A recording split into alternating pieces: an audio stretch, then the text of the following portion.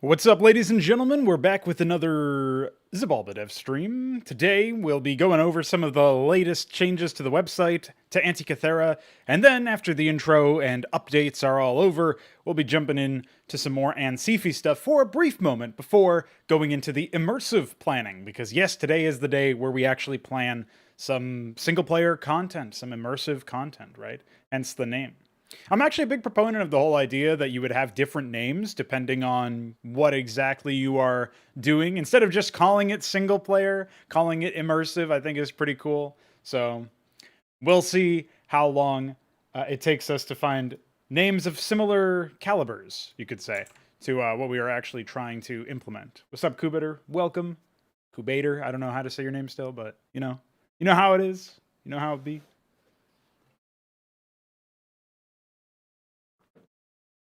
All right. So, if you're interested in the control scheme of the RTS, Cosmonarchy, that's documented here.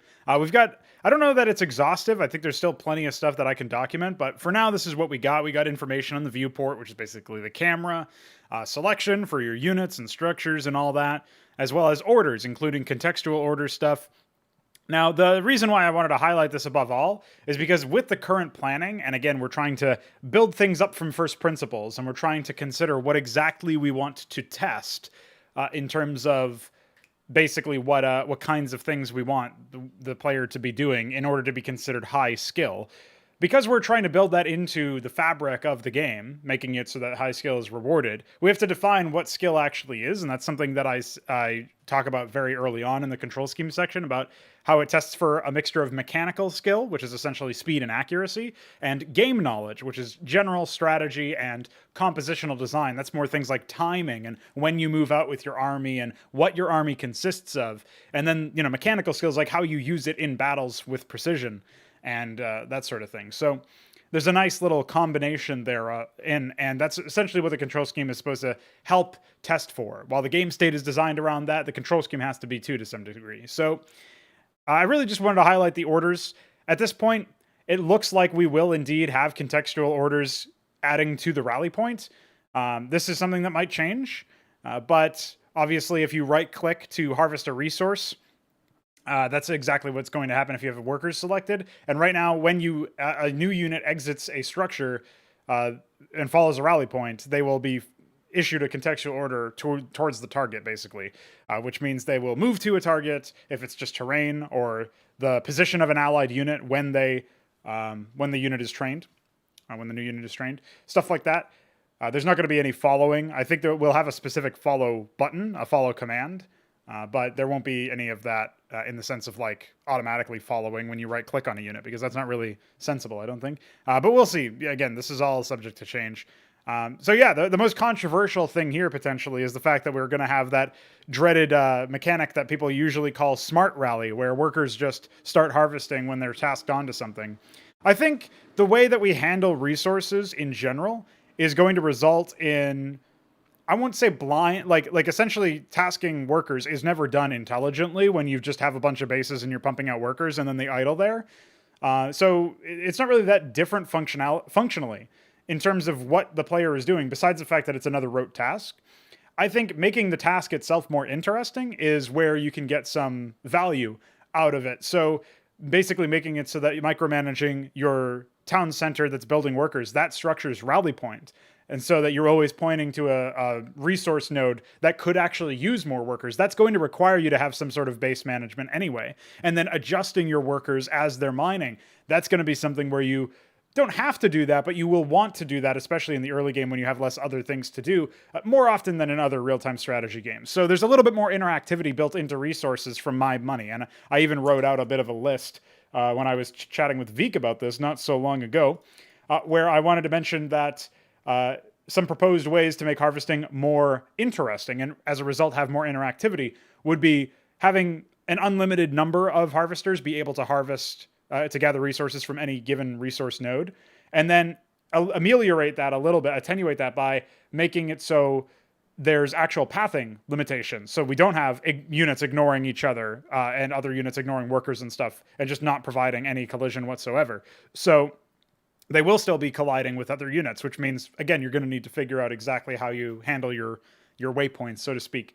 And we'll probably also need resources to be spread apart a little bit more, because if the nodes are tightly packed together, that's going to limit how many workers can harvest from them at any given time, not just because of the collision, but because of the fact that, you know, you have to spread out in general, right? So I guess it is still downstream of collision, but the idea being that if some of their edges are obfuscated by other resource nodes or by terrain or something like that, that'll offer less resource availability. And maybe that's just a general balancing act, in which case some resource expansions or whatever that are spread out, with each node being spread out more, will actually be higher value, because you can, you know, tackle that with like 3 or 4 workers, maybe 8 workers up to, or something crazy like that at once.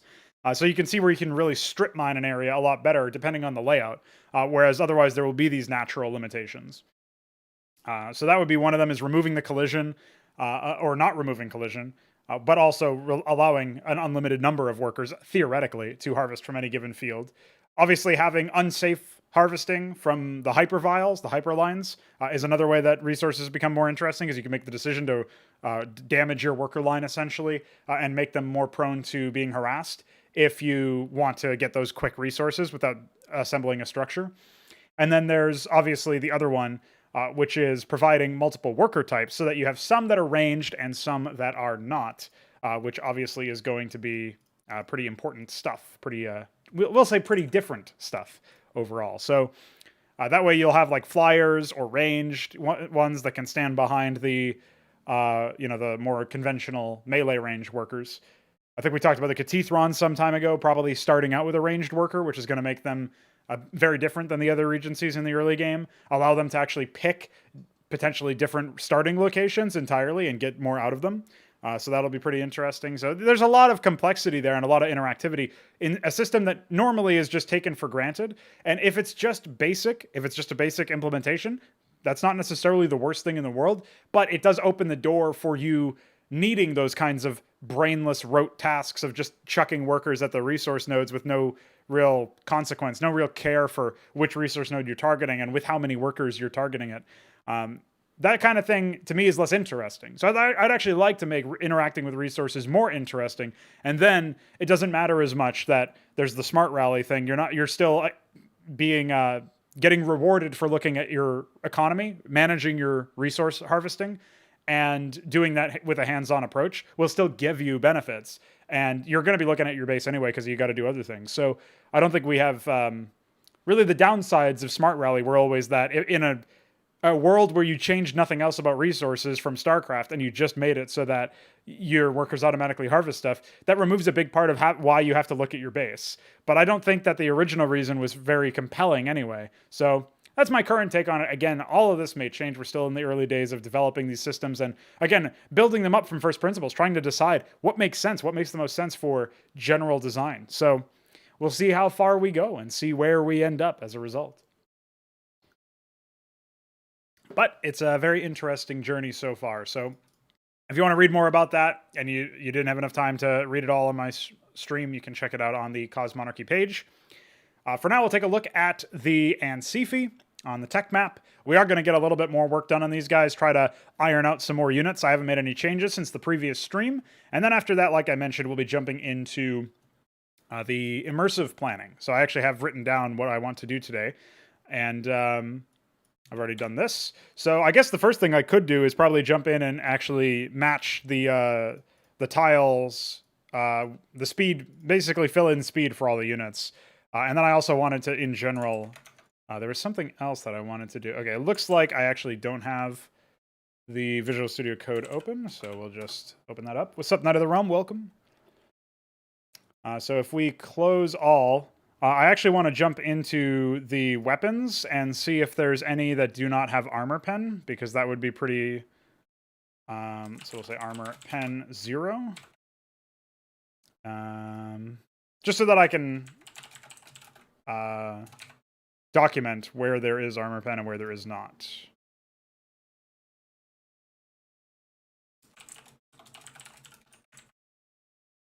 What's up, Veek?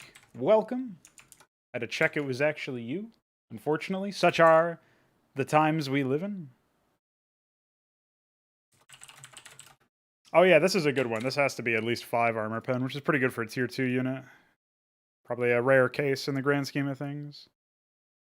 It's tough to consider what is an outlier and what isn't, because we don't have that many examples yet. So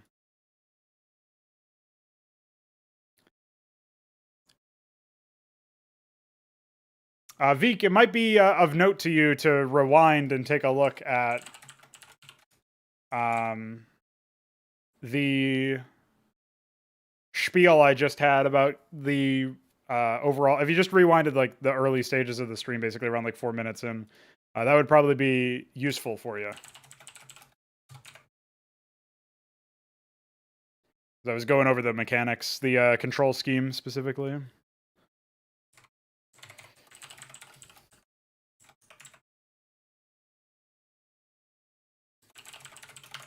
Okay. So I've added all of that. Now I get to go to units and add speed. So what I decided and what I floated past Veek, and he essentially agreed, is to take speed. And this is an idea that I probably floated in the previous stream, but I'll repeat it here anyway. The idea for speed is that it's how many units a unit can travel in 1 second, how many tiles a unit can travel in 1 second. So we can actually do some real world tests to see what some existing units would be for their speed. And we can do so by spawning a Maverick, right? And then let's see if we can find any lucky... Well, actually, we can do this ourselves anyway, because we can spawn a Mason. And we can build a depot. And then we can build... I guess we'll just build...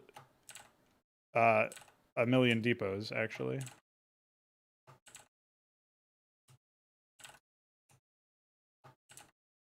So this should be sufficient. So now if we're at the bottom of the depot, and then we task ourselves to the top of the depot, which is right here.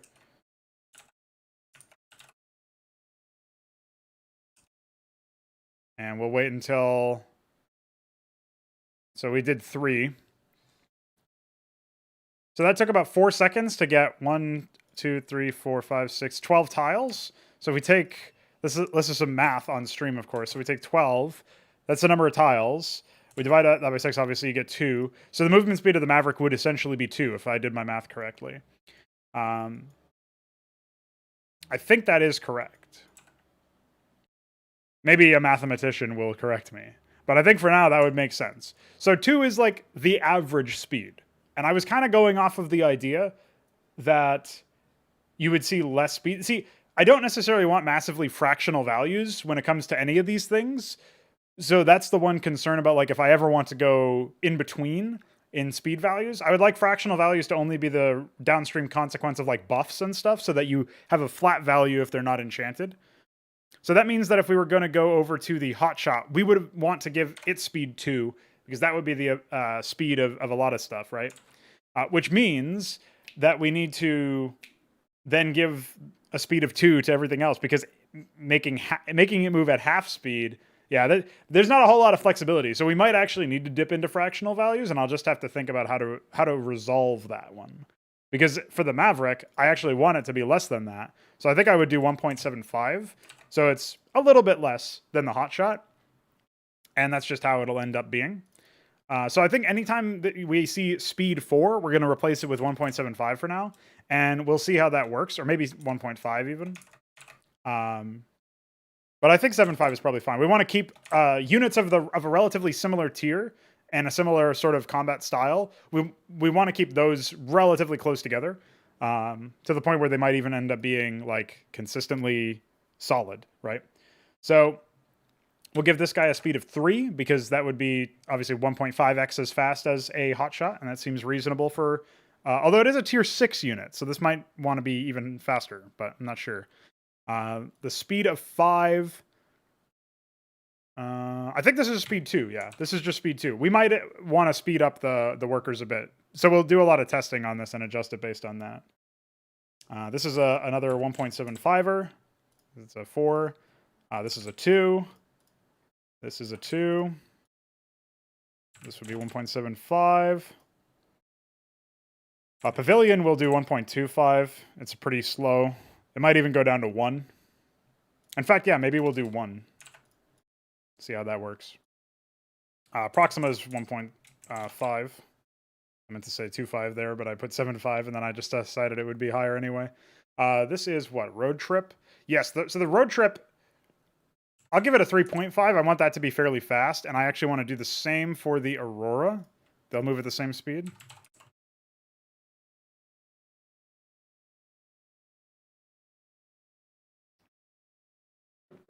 I don't know if Veek is actually back, but that idea he just posted is pretty cool. I don't know about speed 2 on this. I mean, like, speed 2 after the conversion would be like 1 or less, so I'm not sure if I agree with that one. We'll do 1.5. What was the Proxima? Because I just did that one. That's also 1.5. Maybe we'll do 1.25 then. We'll see how it works out. Cloudburst is 2. 1.75 for the Constable. 1.75 for the Cutlass. And what is this? Cyprian, speed 6. Yeah, I want to say like a 2.25 should actually be fairly solid. Because a 0.25 increase or decrease will be very noticeable. So 1.75. 1.75. Speed 2. Speed 2. 2.25. What's the waylay at? Yeah, we might increase the waylay more than just 0.25. We'll see. It is meant to be a jumper, so it'll always have that. Steel wheel, we can do 2.5, I guess. Although, wait, what did we do? So, I'm forgetting everything that I'm doing, of course, because that's just how it is. 3.5, okay. Never mind, that's fine then. Maybe we'll do a speed 3. That is supposed to be a troop transport after all.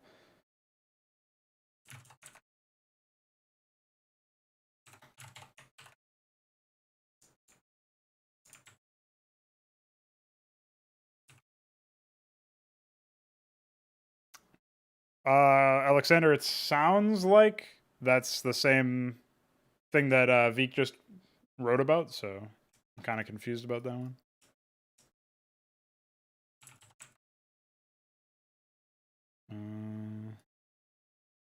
Speed 5 is 2. Okay.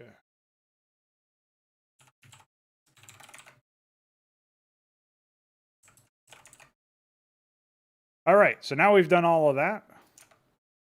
And we can, well, I already had marked that as done, I guess, because I had done the consideration. So we'll say set speed, set unit speed to tiles per second. Tiles traveled per second. All right, we've done that. Set speed to tiles per second. Add armor pen to missing. Okay.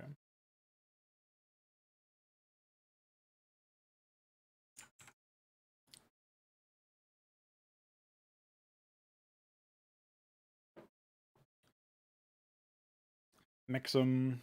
Significantly different layouts. Yeah, I think the idea of having widely different sizes is actually really good. But I was also kind of thinking that maybe the trouble is that if you have like a resource node that is smaller in size but actually has more resources overall, like say you have a node that's like 1 by 1, but it has like 10k, and then you have a node that's 2 by 1 or 3 by 2, and it only has 5k. Like that doesn't make a lot of intuitive sense. I mean, I can see how it would happen, where basically the vein would be deeper, and that's where what changes about the resource quantity. So maybe it is fine, because basically what you're saying is that the trait of its overall surface area is not the same thing at all compared to its resources. So basically, the nodes themselves wouldn't necessarily grow taller like the mineral fields do by default.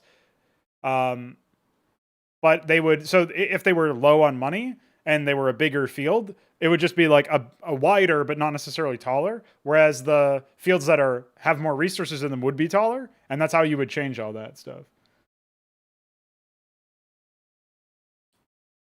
Yeah, that's literally what Veek just wrote in the chat, though. So I'm kind of confused. Unless maybe you just joined the YouTube chat before, after he already said that, and you didn't see that that's what we were talking about. That's it's pretty funny. Yeah, that's exactly what we're discussing right now, basically.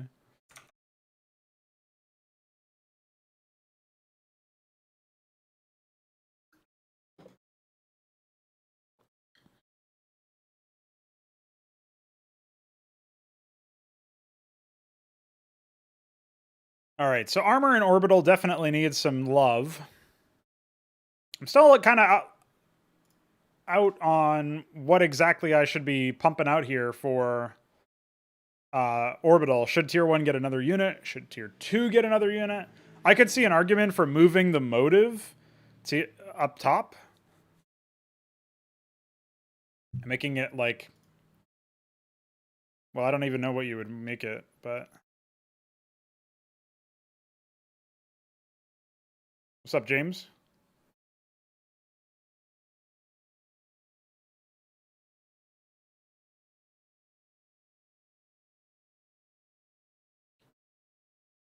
We're talking about resource nodes, which is what you said. So obviously, if we have different sizes, we can't have consistent sizes. Are you saying, are you asking if the sizes would change as they get mined or boosted in resource counts? Because that's what I was just saying wouldn't happen.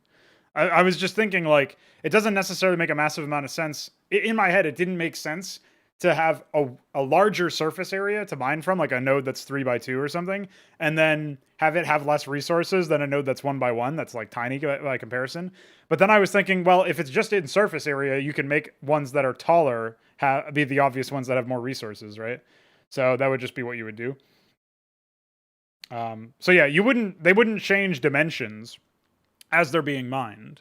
I don't think that would be very scalable, because if it changes and gets smaller, that's one thing. But if it changes and gets bigger, then obviously that like could just break pathing entirely in a certain area, like render an entire area inaccessible or harder to access or something. So it feels like it would be better to keep them consistent with whatever they were placed as, whatever they were defined as by the mapper, and then they wouldn't be changed.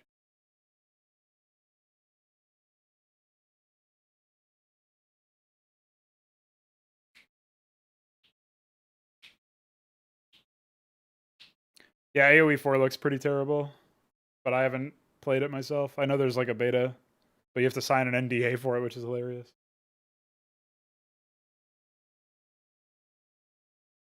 Substratos. Yeah, the sizes Veek listed could hypothetically all be there. Like, you could probably just define an arbitrary size. So you could have any, like, I'm thinking that if we have enough resource, like, basically it would almost be like a tile sheet in my head, where the resources are treated like a unit or whatever, but you could have them like blob together as you defined more of an area. So that would be pretty neat, I think.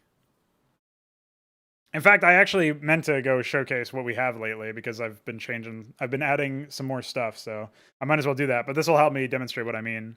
So imagine I was going to place a, all right, here I am. I'm going to place a resource for this base, right? I define a 2x4, I guess, and then I define like a 2x1 here and a 1x1 and a 1, so I would do this, and then it would just like procedurally generate whatever size I want, basically, and that's how we would handle it. And there you go. That's basically like my thoughts anyway, is you'd place it like this, and that would obviously you would be able to place like multiple of them connected without it breaking or whatever, but that's basically the idea anyway.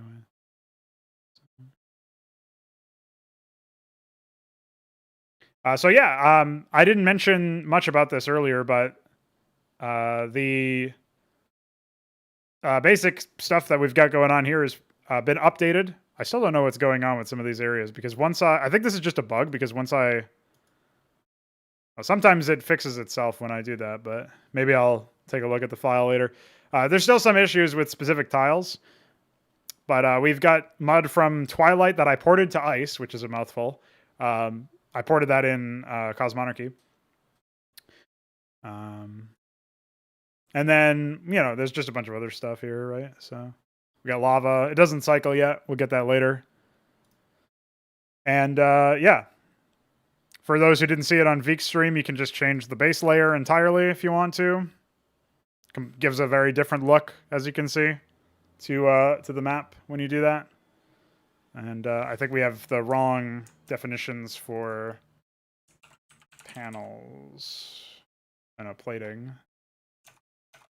We've got base. It is tile count 6, so I actually don't know what's gone wrong with this. That is the tile count, so. Yeah, middle mouse click. I saw that earlier, because I was using it to fix up some issues. I just gotta fix my music now.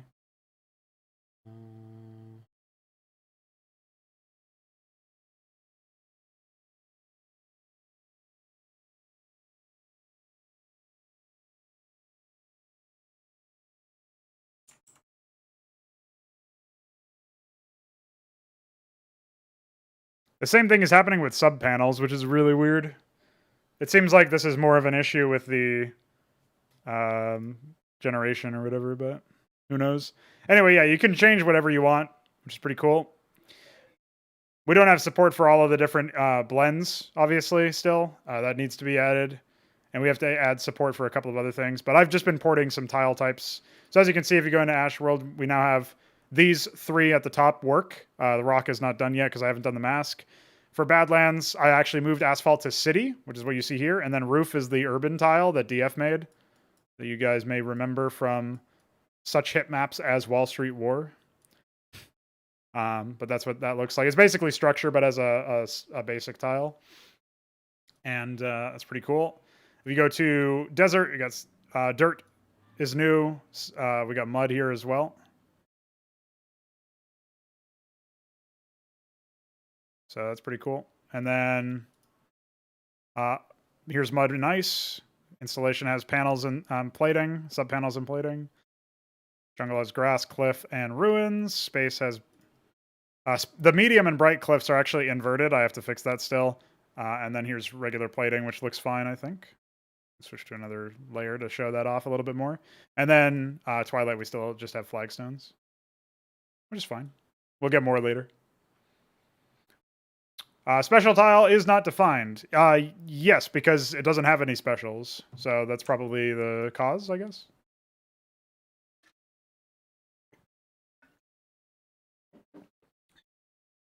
Is there no support for rendering stuff without special? Because I thought that was something that you added a long time ago.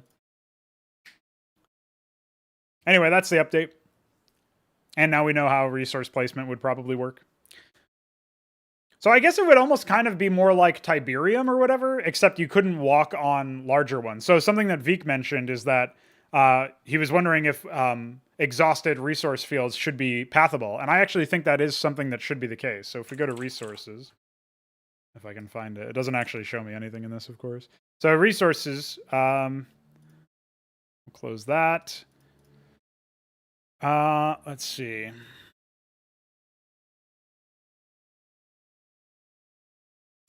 Say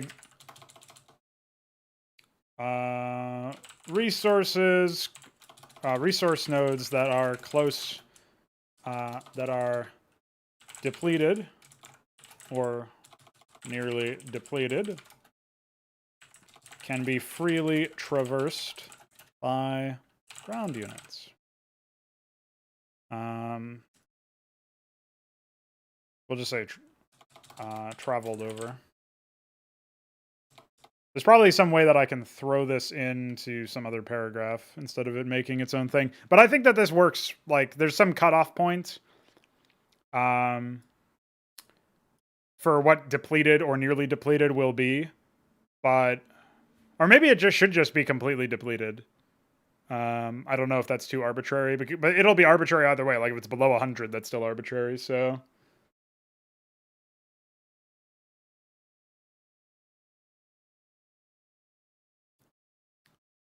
Oh yeah, we will have unbuildable tiles.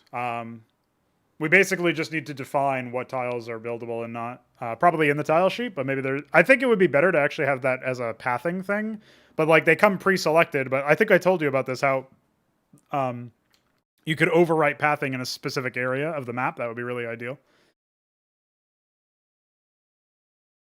But otherwise, you just have the default.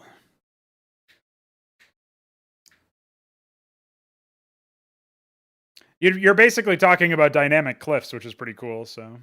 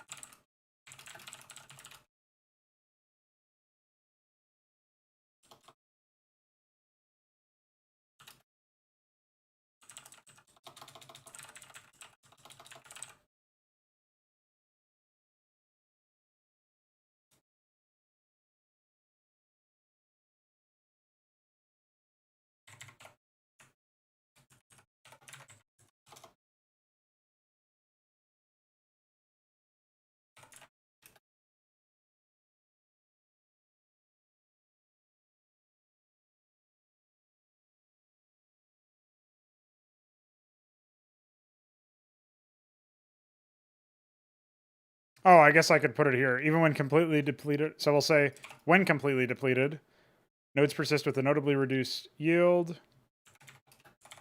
that can be rejuvenated given enough time, and the land a node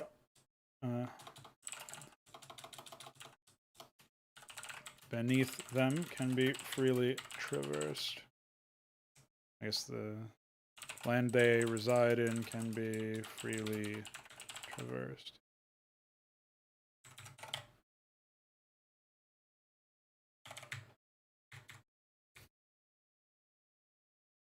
All right, that's probably fine. If we jump back into this. Yeah, that's why I was thinking it should be some arbitrary cutoff point beforehand, which is fine. We'll figure it out later. Resources.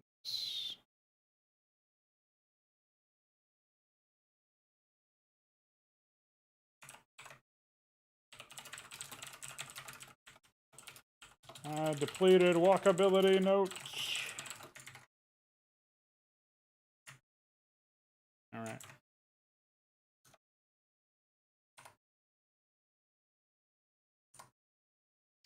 So that's that. That's there.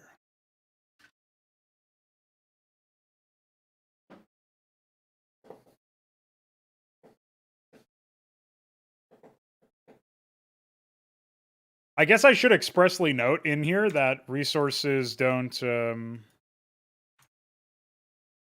let's see. Structures can be built as close to resources as maybe I should just mention that structures, resource depots are often built as close as possible or something like that.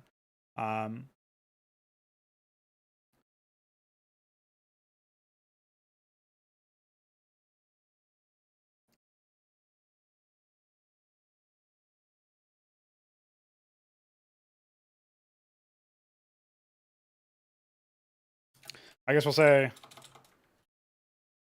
each regency's resource depots, the resource depots of each regency are generally built as close as possible to any source of raw materials. Oops. Though several gatherings of, we'll say, though many gatherings of resource nodes are Let's see.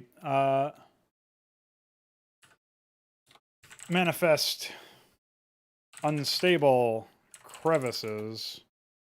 I will just say unstable terrain. That had best be... Unstable makes it sound like you can't walk on it either, so I'll just say unstable terrain that buildings... well, that structures cannot be placed on. There you go. That's very obvious, I think, so that should be fine.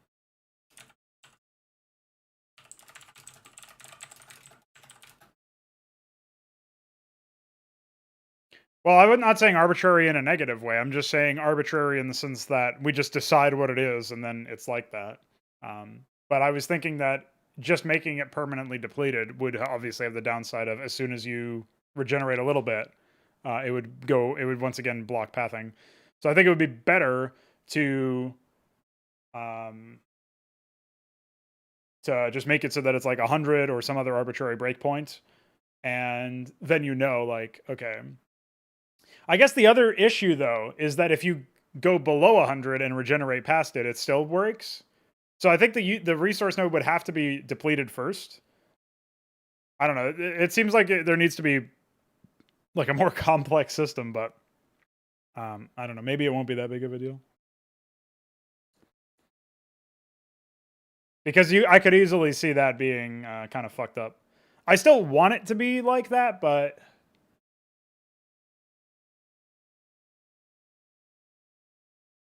yeah. The other thing that we could decide is that when resource nodes are depleted, they can't regain anything past whatever the breakpoint is. So if it's like 500 resources or something, they can never go beyond that. That would reduce the value of bases that have been strip mined, but and yeah, I don't know. I'm not sure if that would actually be better, but it would at least resolve this issue. But yeah, place ability note.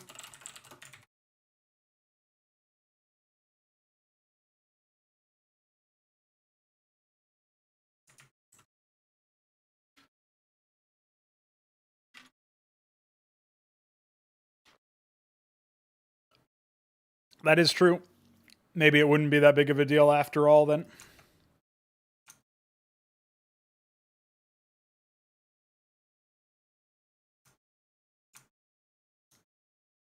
Okay.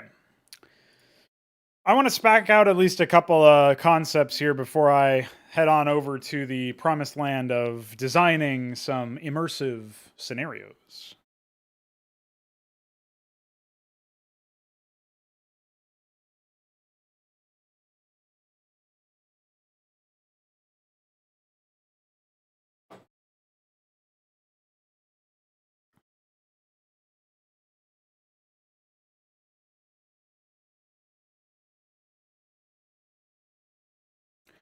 Domain! Oh yeah, I should pull open my text file full of unit names.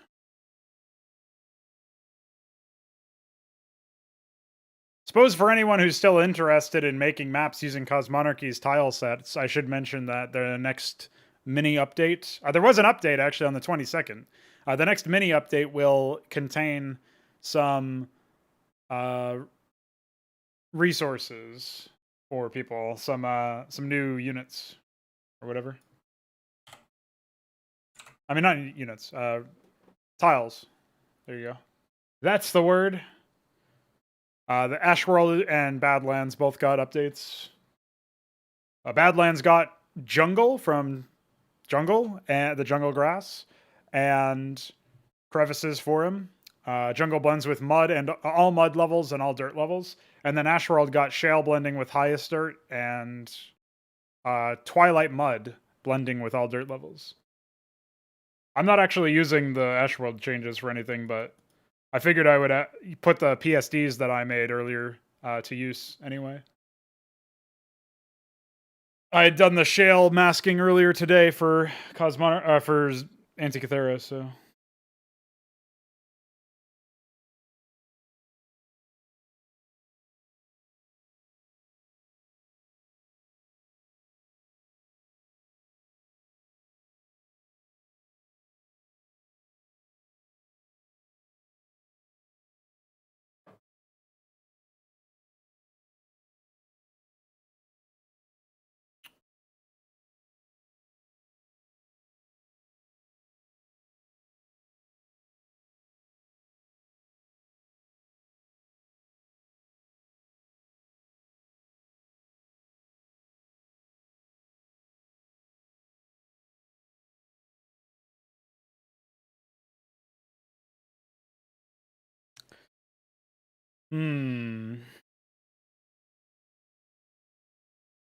Names are tough, dude.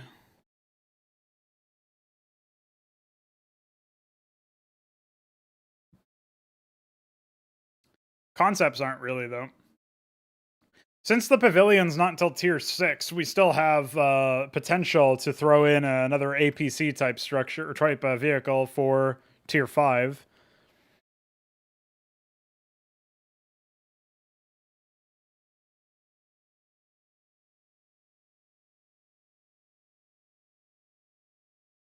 I wonder if Iron Vault isn't too epic as a name for a production facility. No, you also can't really block them very consistently. It's dumb because it's inconsistent. But you just use air units or transports or destroy it with siege weapons. There's like a million counters to it, so.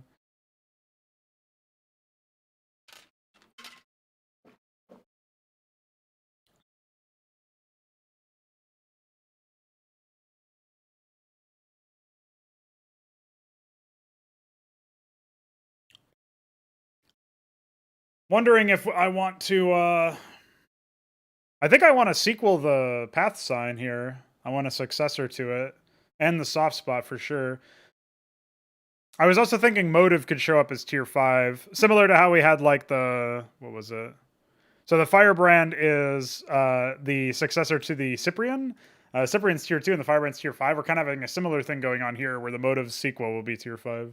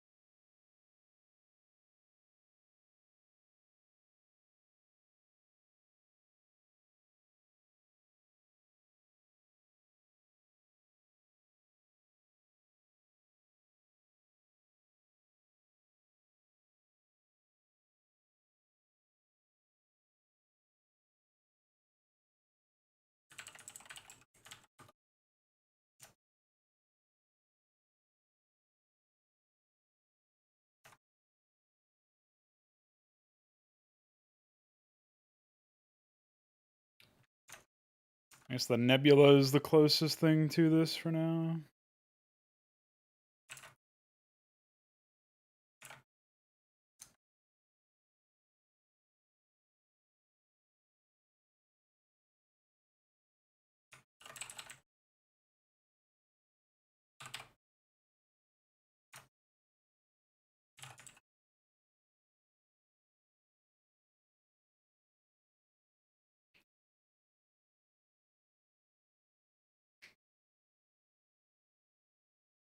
Why would you think that, James? What problem are you trying to solve? Knight of the Realm asks, to what extent are you willing to overload late tier units? Will they still be designed with the lower tier unit philosophy in mind, but with the new abilities and better stats? I'm not sure. I don't know if those two questions are connected. Because overload would imply that they have like too much going on from a conceptual standpoint or a combat role standpoint. I think all units will be designed with specific combat roles and compositional slotting in mind, where like, oh, here's an artillery unit. So if you build this with another artillery unit, okay, maybe you have like really good specialization in terms of artillery, but you might be lacking in some other department, stuff like that. I'm not sure what you think. If you could define what you believe the lower tier unit philosophy is, that might be helpful, because the only thing that makes me think about right now is like low complexity, because we're building up to that.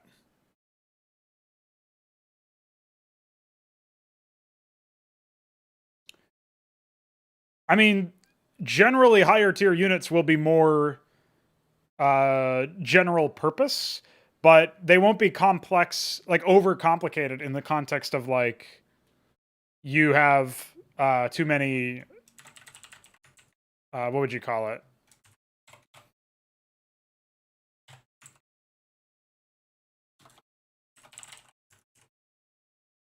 I'm trying to think about like So a unit at the end of its tier or whatever is still going to be specialized in a sense where it fulfills a certain combat role. It will just be like its weaknesses won't be as well defined, if that makes sense. So some of the weaknesses will, because you'll never get a unit that's literally good at everything or even okay at everything. But there are going to be units that are trained with the express purpose of being like general purpose, if you will, where they're kind of jack of all trades, master of none. And then those units exist even at tier 1. That would be like the hot shot, right? And then there's units that are going to be further along that basically the idea is that you're offsetting by cost and by tech progression the acquisition of a unit that has less obvious weaknesses. And then whatever weaknesses are obvious probably won't be resolved, but you can resolve them by composition.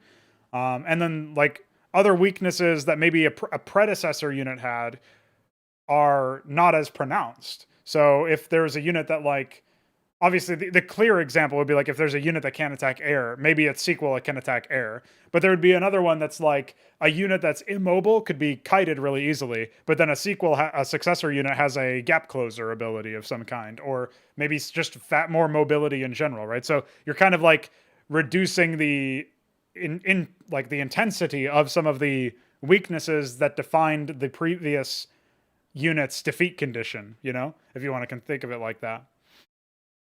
But I don't really view that as conceptual overload. That's more like it's more like you're just offsetting a unit's weaknesses based on the fact that they're more expensive and higher tier, and then you're really honing in on whatever that unit idea was strong with. I'm not sure if there will ever be cases where a unit never has a successor. It's okay if there are, I think. Like if it never has any lineage, either predecessor or successor. There probably will be some cases, I guess, now that I think about it. And some of those will be at max tier, and some of those will just be scattered throughout. I don't think it's a bad thing if there is, but the thing I'm thinking about is like establishing some sort of theme and consistency. But you can do that just with the unit concepts themselves. They don't need a sequel or a prequel to make it more sensible or whatever.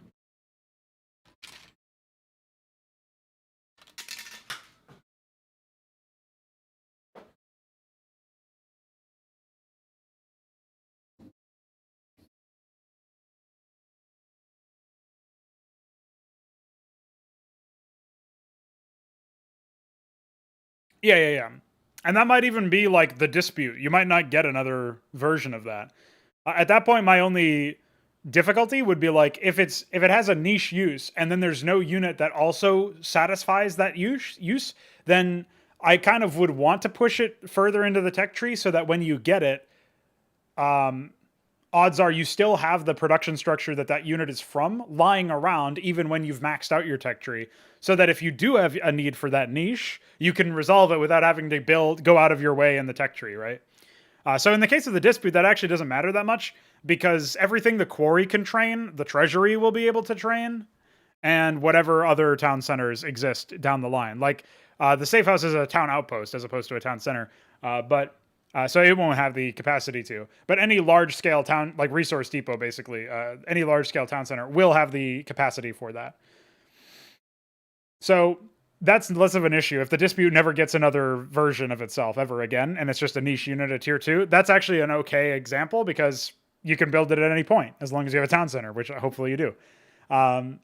If you go further down the line, though, and you have like a unit that comes out of the captaincy and it's really niche but really useful, I would say that's probably poorly designed, poorly placed in the tech tree, because if I ascend all the way to, maximum tier and I have, domains, and like the earliest tier structure I still have left is a domain. Maybe I lost my captaincy in a battle earlier, or I decided to blow it up or disassemble it using a mason or something. Like you can start to see where I'm coming from with the idea that it would be nice to still have access to whatever that limited niche is. But that's just more of a broader thought process or whatever.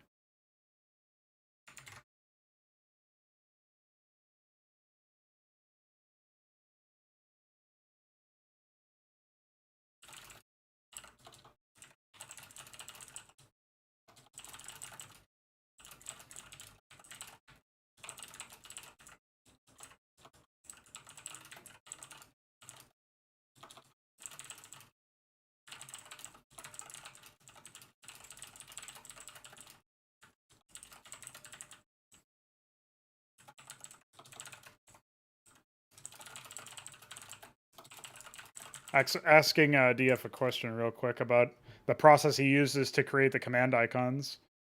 Because I would like to have more varied icons for what I'm doing.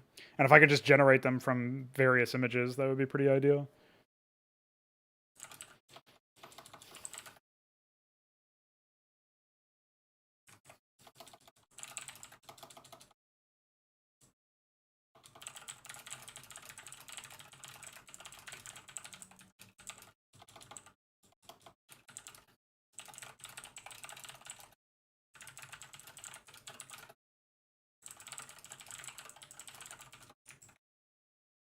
Okay. Let's talk some shit about this unit I was trying to put together.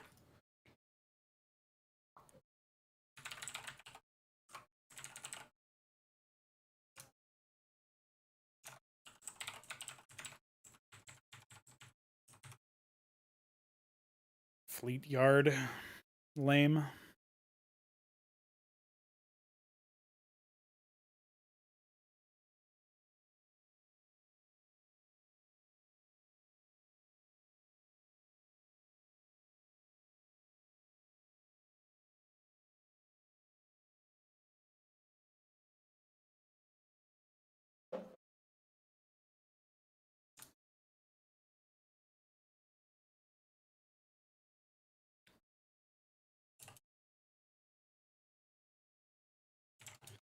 I knew it was coming.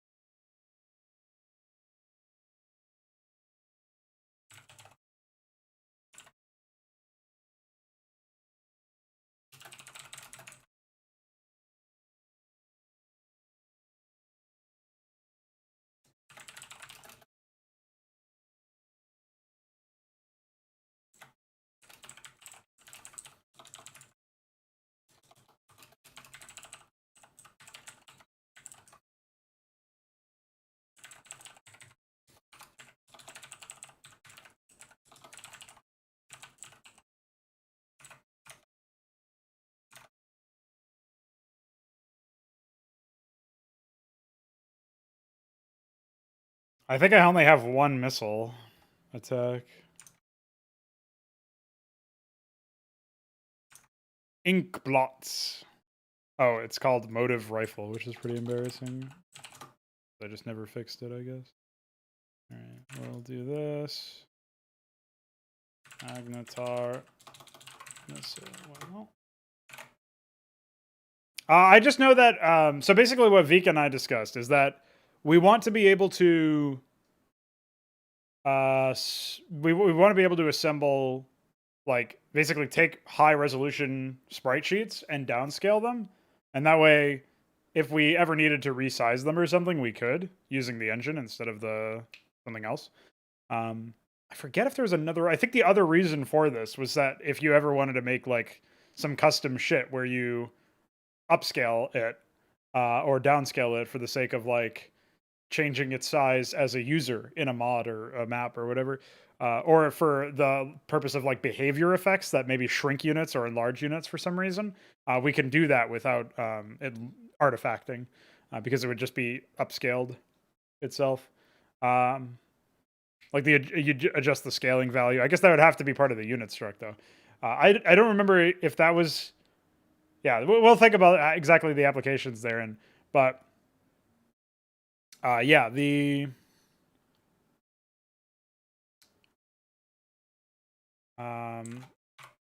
that's the key thing, I think, probably is the idea of it being more malleable in general. Now, with that in mind, that means that the sprites or the models are probably going to be quite large, and the sprites are going to be large as well. So we'll see what that looks like.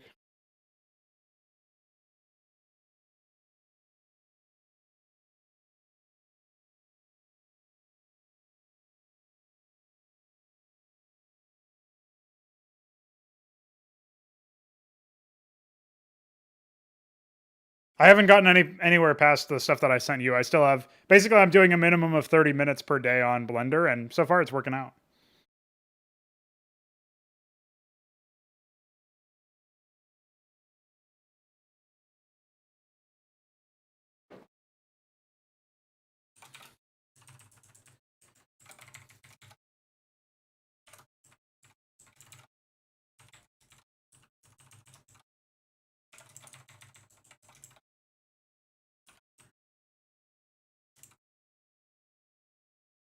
I like how the cooldown was apparently 0.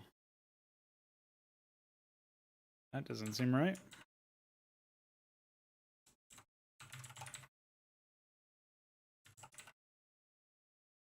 Yeah, basically. And some days I'm almost certain I'll jump in farther.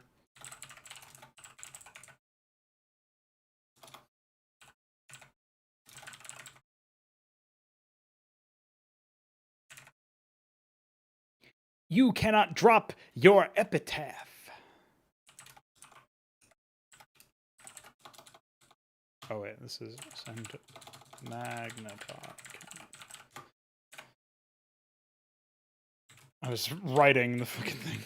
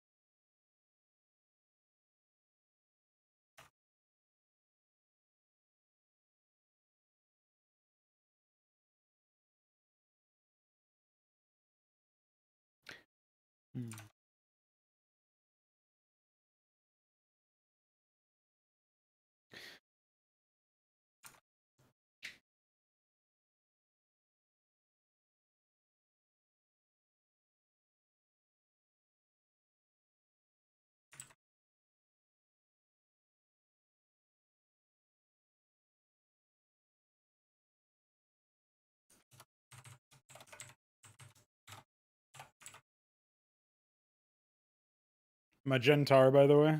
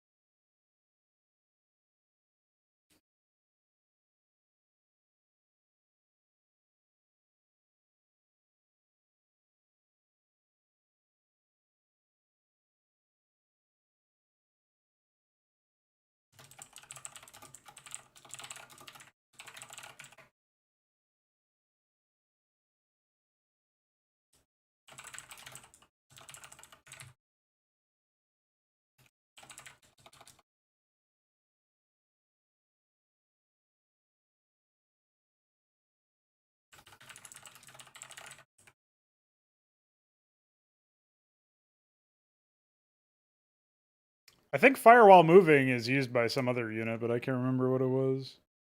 Oh, it was the Proxima, wasn't it? Yeah. See? I made this race. I know what I'm doing. All right. Now if we do this, this is common, fire secondary while moving. And then we just need to find the constable and change that here. Okay.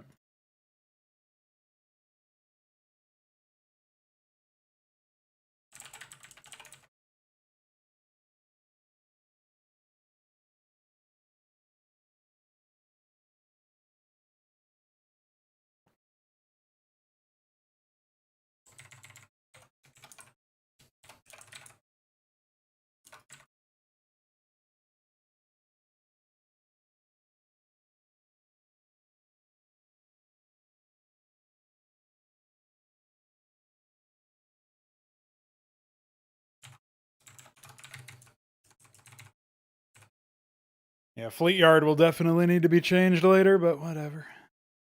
It is what it is.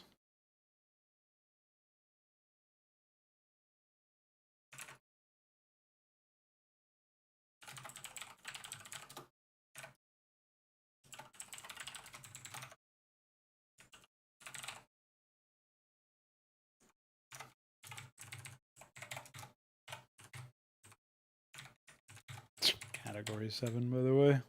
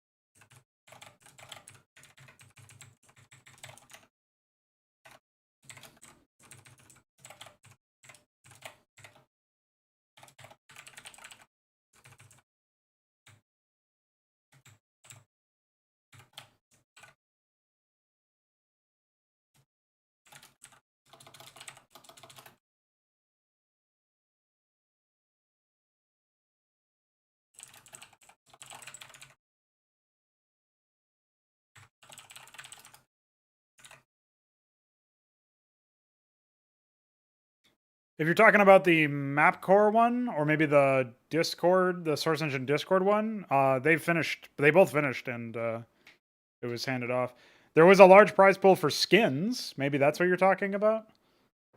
That was more recent. The Discord one, Source Engine Discord, was like 2020, and the Exotic Places from Mapcore was 2019. So the 2021 contest was from Valve. It actually is less money than they would be getting normal, or the less money than they would be paying out normally, which is pretty embarrassing. But you know how it is.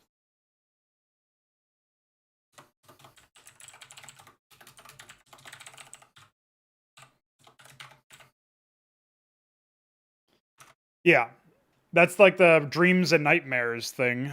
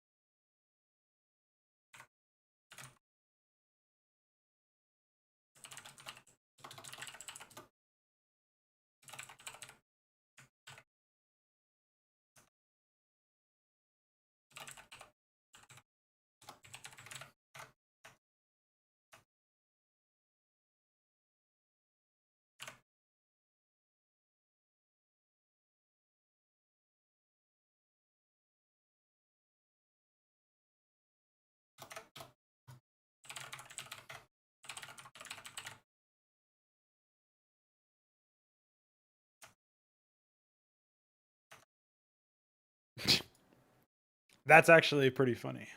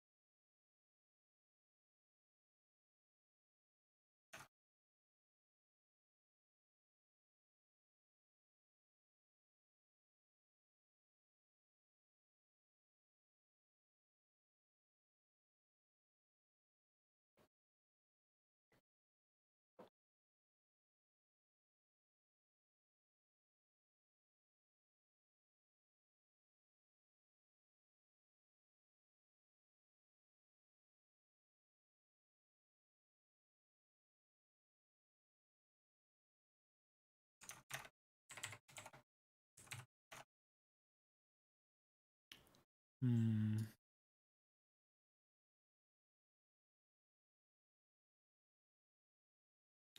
It looks like I was supposed to set up the ballast to have the Verdant Veil as its successor.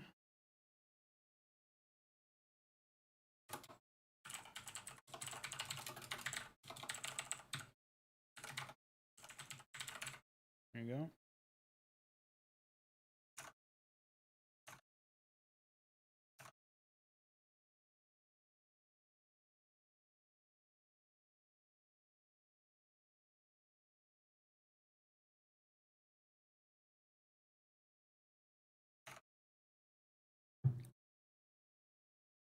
I kind of want to have since the only unit so far we've conceptualized for tier 5 armor is the Beast Horn, I kind of want to have some sort of like play on words for an animal den or something. I was thinking like cave and den, and like I'm trying to think like what other terms exist for that that don't sound dumb.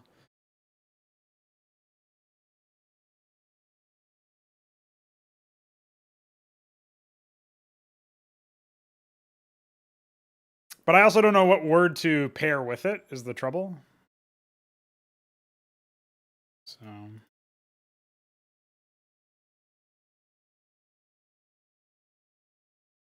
because I already did iron. This is now Iron Garden. I think Vault will be used somewhere else because I like that.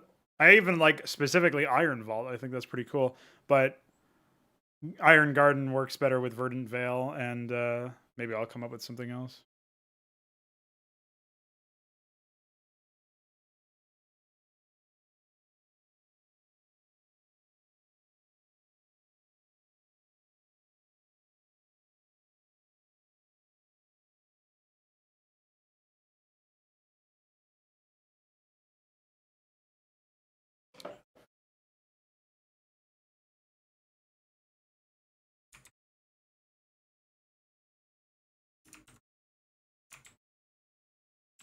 Owned.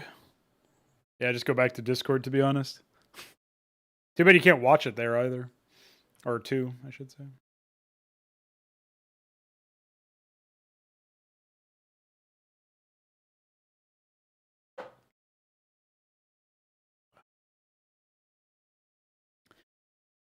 If you're talking about the names, obviously everything is still super WIP. And I think some things work pretty well together, like the Cloudburst and Climatarium, but then the Nebula doesn't really fit. I was going to use an atmospheric term, which would fit better. I just don't know what word to replace Nebula with. I might actually use Aurora for that, because that's sort of like that, but... Oh, you're on mobile, okay. That explains it. Omnibay is kind of like, by definition, it's easy to just write stuff about it, but... Because it's literally like, oh, this builds whatever. Builds everything is Omni.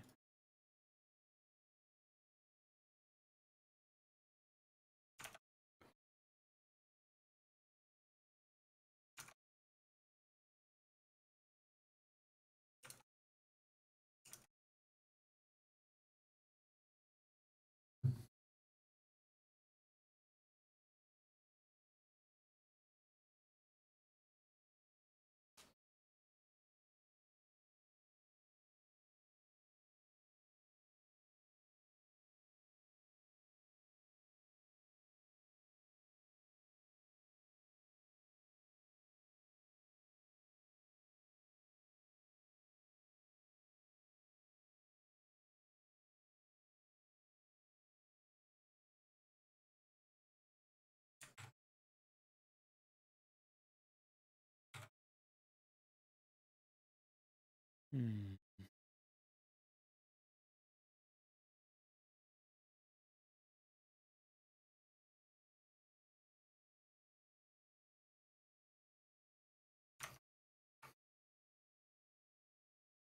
Once I come up with names for the production facility for tier 5 armor and tier 5 orbital, I'll probably spend a bit more time on units. Maybe one or two more concepts because I've already done the Magnetar. And then we can take a look at what else is there.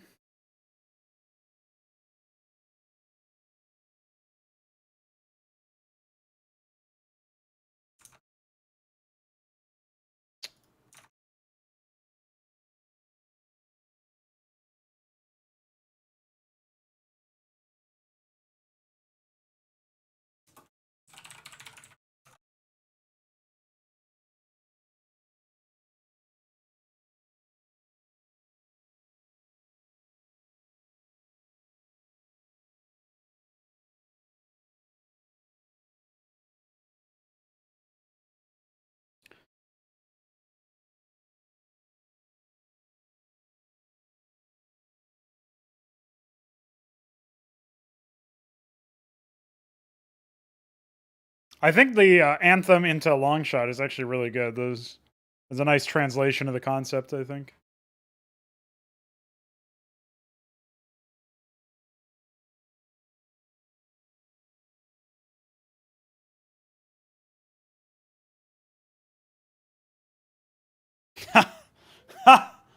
Oh, it's so obvious. I can't believe I didn't think of that one earlier.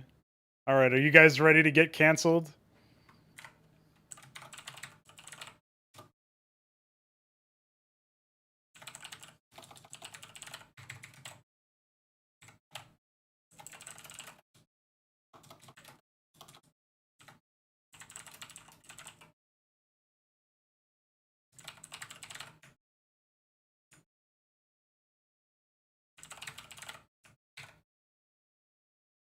Oh, did I already fix the... Yeah, this is motive missiles.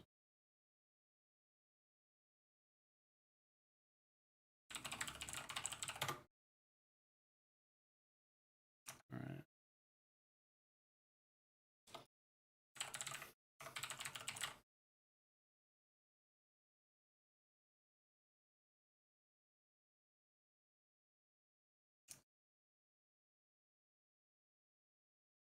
Okay. Yeah, that was actually really obvious. I'm kind of surprised. I didn't think about that sooner.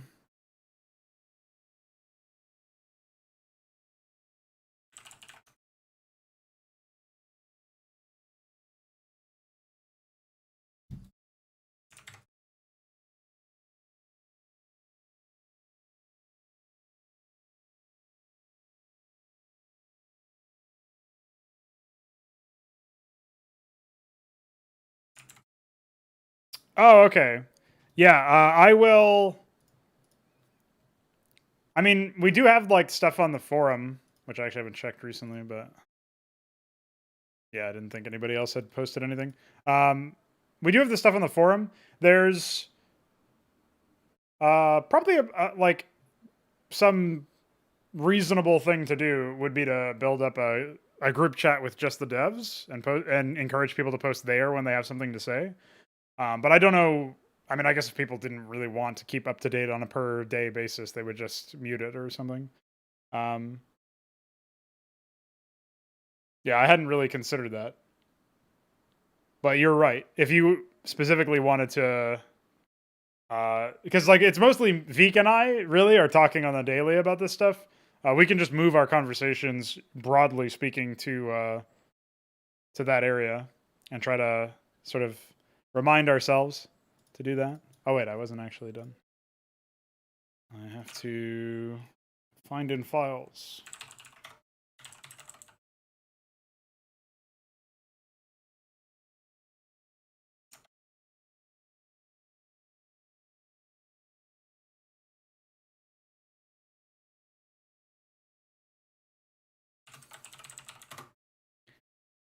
See, Stratos got the joke, but it just makes the most sense, doesn't it? Like, it's supposed to be related to weather. So surely the answer then is to call it the Stormfront. It's even on, like, a frontal fighter. Makes sense. It's supposed to be on the front lines. Now, that's a good idea. I may become a super Nazi, according to Twitter, but that is still a good idea. Minus the super Nazi part.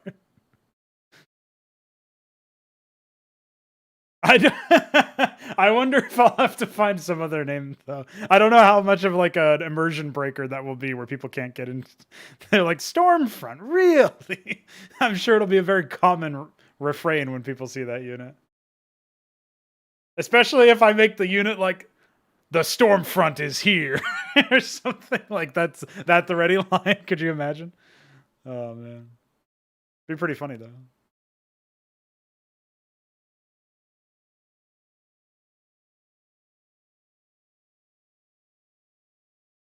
Okay. I think I'm done renaming some units now.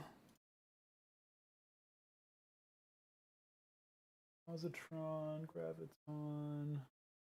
Alright, can get rid of velocity.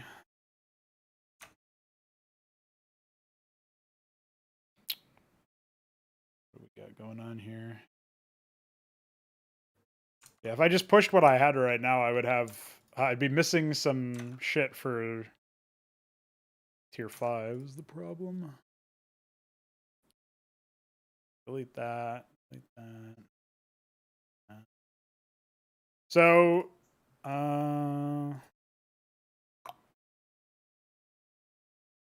this is actually done. I can delete this too. I will note in here that I have to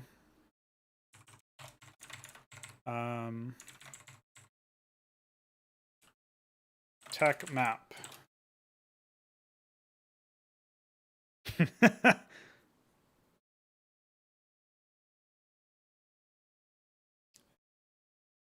Star Wars is Disney, so Disney can definitely get away with it. Although even back, yeah, I guess even it was the wacky thing about the whole cancellation stuff is that it made more sense to cancel Star Wars for Stormtroopers earlier in life, earlier in history, because it was closer to the point of when, like, it literally had happened like just a few years, like 20 years or 30 years ago, I guess. This is like the 70s, right? So 30, 40 years ago. That's way sooner than recently. Like, now it's been much longer, 60, 70, and you're still like I guess more than 70 maybe depending on when it actually started. I guess it'd be more than 70 now. So, yeah, the fact that people would be more likely to cancel it now is actually really funny to me. It's like, oh, okay. Reasonable. So tech map, I wanted to there was some stat that I wanted to update. I can't remember exactly what it was though.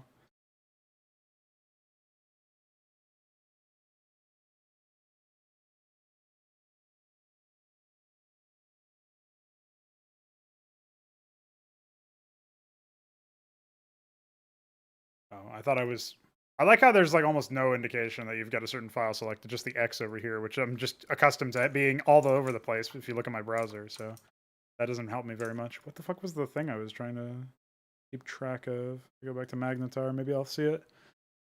Oh, the plane, right. So define plane for each unit. Define accurate plane for each unit. So the plane here is like, this is flags right now, but we should probably get a new field of for plane, which is collision. It talks about plane here. We've got minor, major, hover. We've got fighter, cruiser, destroyer, capital, which, by the way, doesn't have the same syntax. Major. Really? Minor? Oh, it's match. Oh, match case is what it is.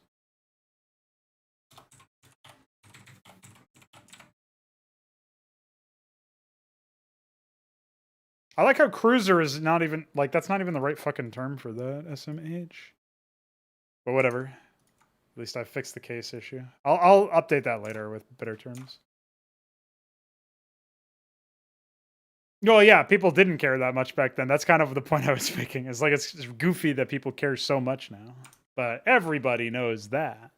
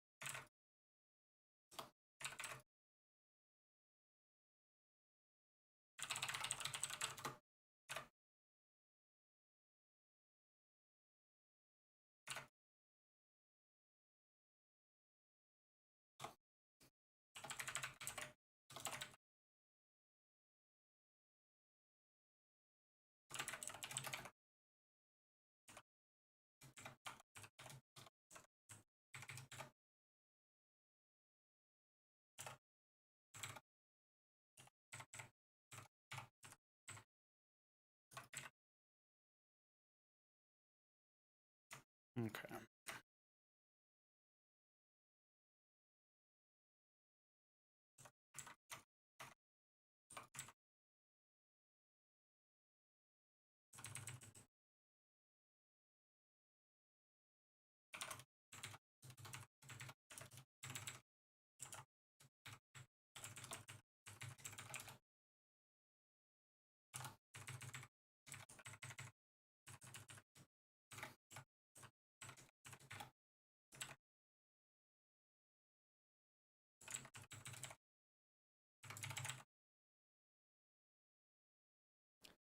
So we've got that taken care of. The nebula will become the successor to the storm front, and that'll be at tier 5 rather. Where's nebula? We're kind of like doing away with the concept of the light fighter, more or less.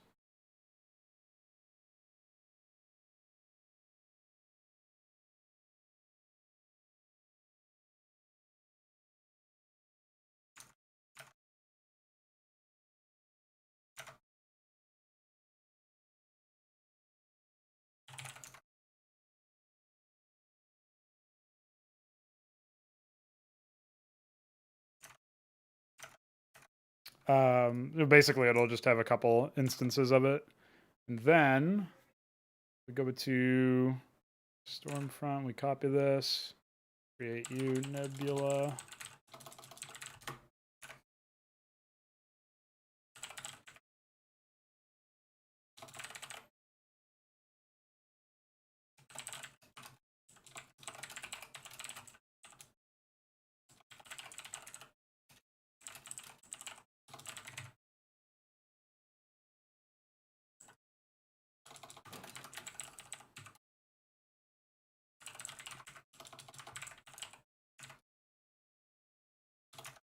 So this will be tier 5.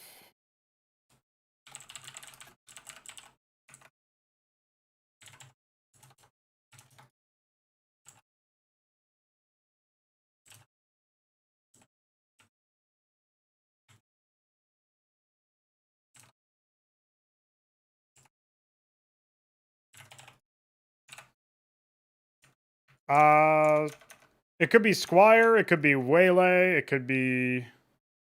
Well, I do have the Waylay concept actually done, I just haven't updated the name. So if I edit this...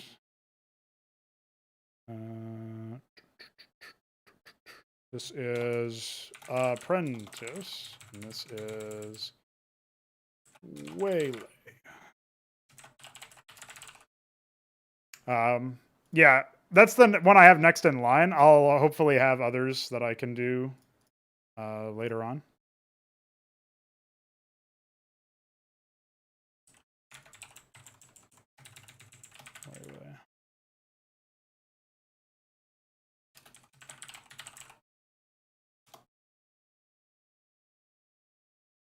Okay, those are updated now. I'll be doing the town center and the hotshot pretty soon, but I don't know if they'll need direct concept art as much as they'll just need like alterations from the source model or whatever. I guess a hotshot model would be good because if we have a hotshot concept, it will contrast well with the Waylay concept because we'll have a male and a female, and then obviously apprentice is good because it's like a worker type. So I can generate most of the infantry from those 3 concepts alone.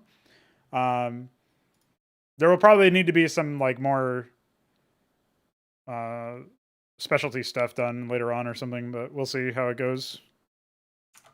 So, but yeah, it really depends on whatever you feel like tackling, I think, based on what's available by the time you're ready.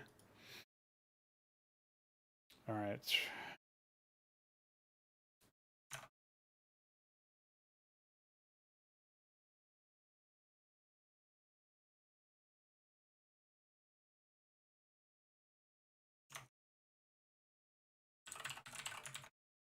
Go with a simple one for now.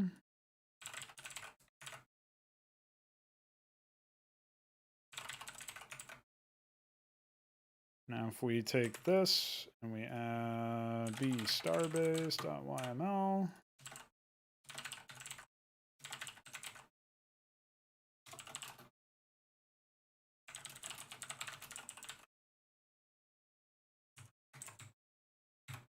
nebula requires ministry, tier 5.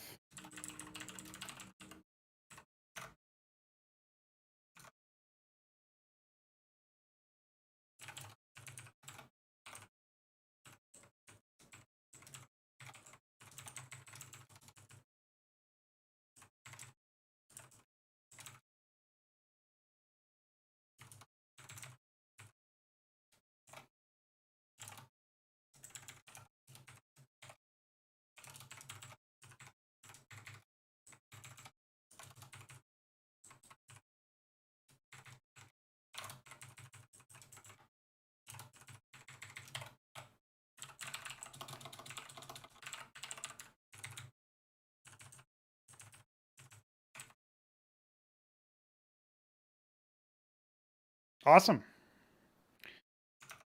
As always, it is much appreciated. Do I actually have the fleet yard? I do. Okay. Now we just need that pesky tier 5 vehicle production facility. So we can close this. And we can go and open up U Beasthorn and U Pavilion.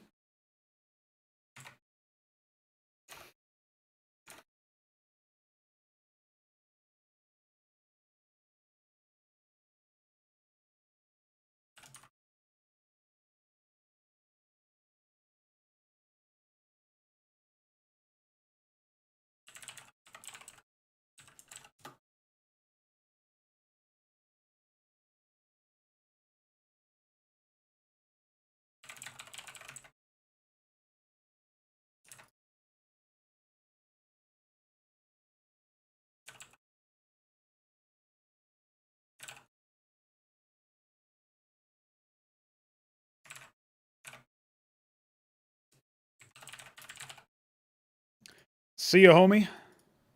Thanks for hanging out.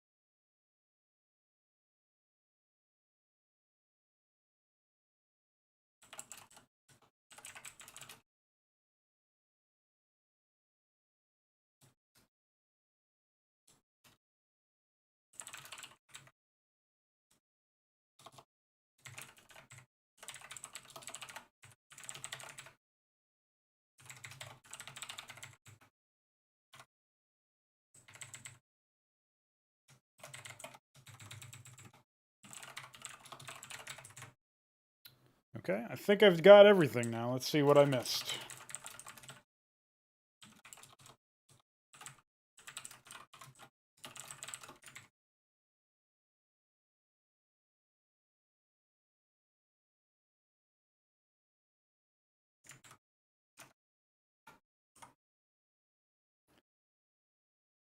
Oh, I already know I missed something, which is, of course...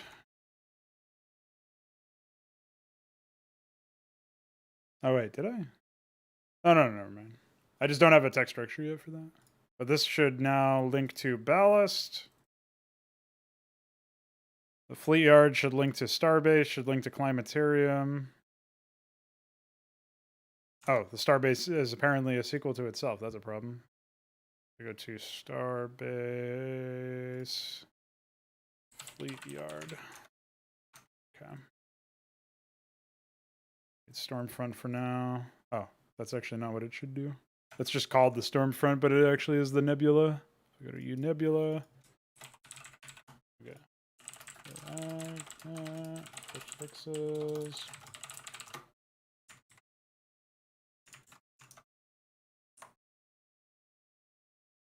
Okay.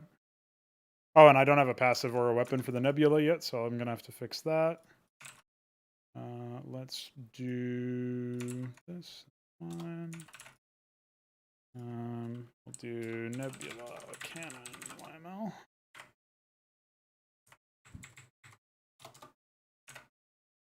Say OC1S. Actually, what did I call the Stormfront? Because this is, yeah, okay, Star Strike is fine. Obviously, Stormfront's one will need to be changed. Rifle anyway.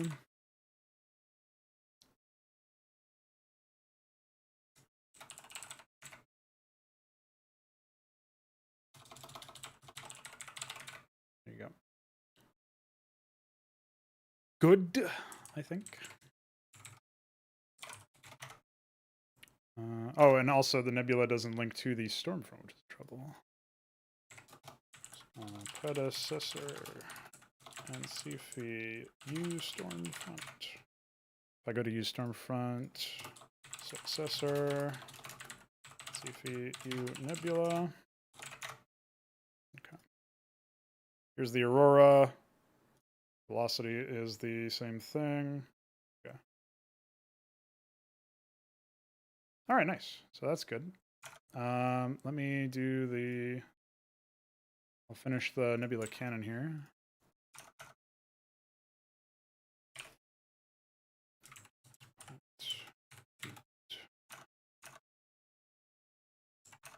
What was the Stormfront stats? 5 range, 0.5 cooldown, 1x10. That actually shouldn't be 1x10. That should be 3x4, I guess. Well, I guess it could be 3x3 with 4 armor pen would be roughly equivalent. Which is good because it avoids 3x3 with 3 armor pen. Hilarious. Factor 3. And then I think it should probably be 0.6 as opposed to 0.5. And this is 0.8, and we'll do 1, 2. Yeah, it should be fine, I think.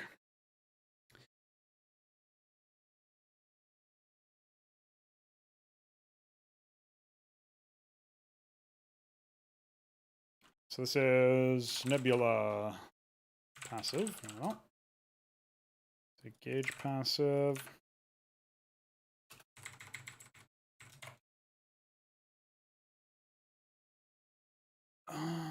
This is obviously Nebula.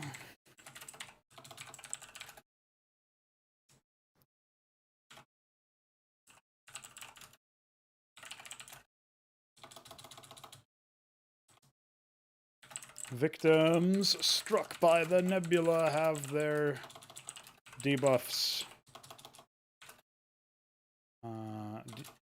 Have the timers of any debuffs refreshed.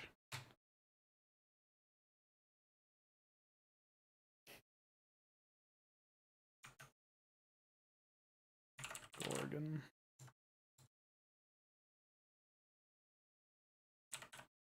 Three, 3.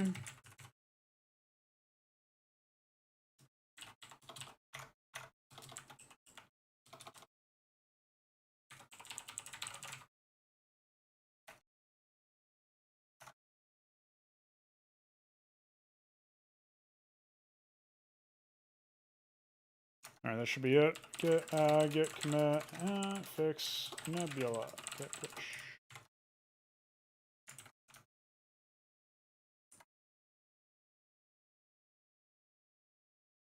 Cool.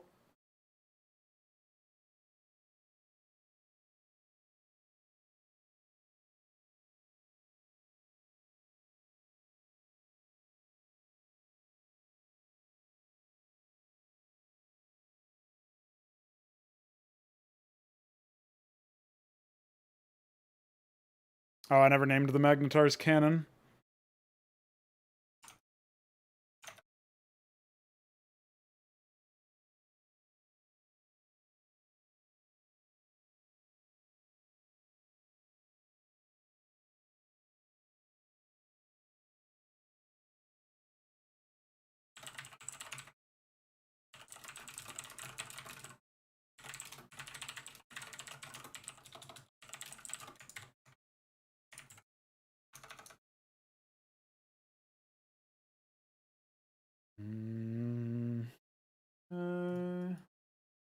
All right, I think that's pretty solid, actually. We went further than I actually thought we would. We handled tier 7 a little bit. But at least we filled this in. We don't have a tech structure yet for tier 4 orbital or tier 6 armor or orbital. But that'll come with time. I'm going to take a bit of a break so I can get some water, use the bathroom, all that shit. So I'll be back in about 2-3 minutes. Sit tight. We'll be returning here in a moment to start working on the immersive planning for maybe about a half an hour to an hour. We'll see how long I decide to stay around for. And we'll see how long you decide to stay around for. Hopefully it's the same amount of time as me. Bye.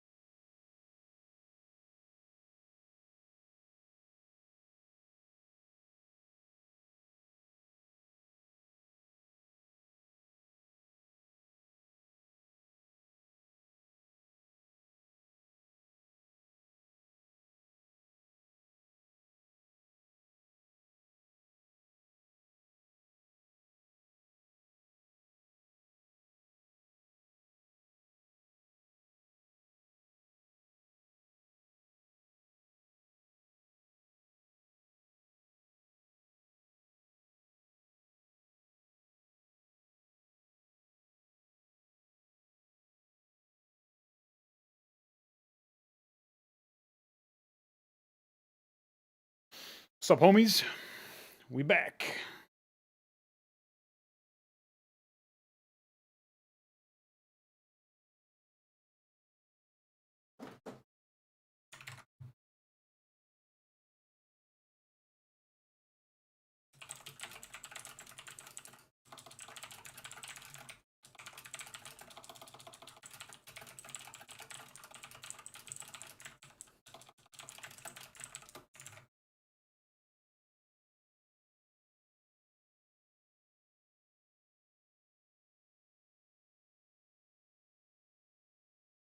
Okay. It's time. IMO. We've done our work for that. We're going to do some immersive planning, which means I'm going to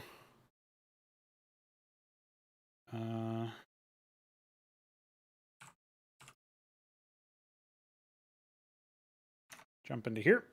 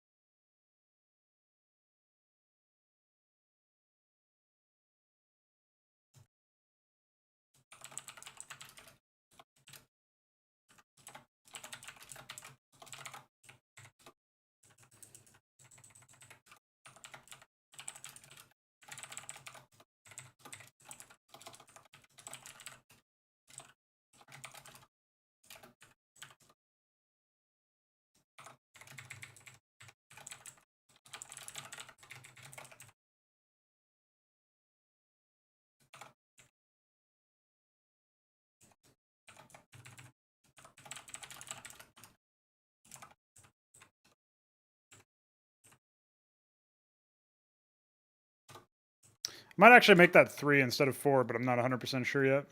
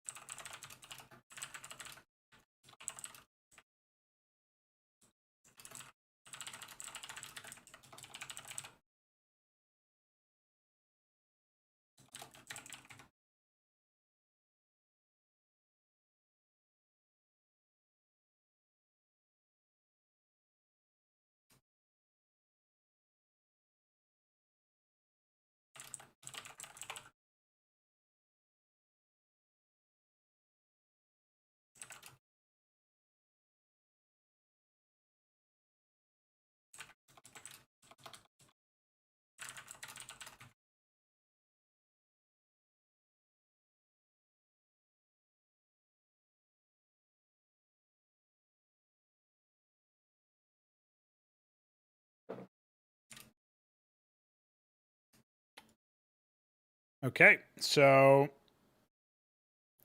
let me figure out a rough idea here.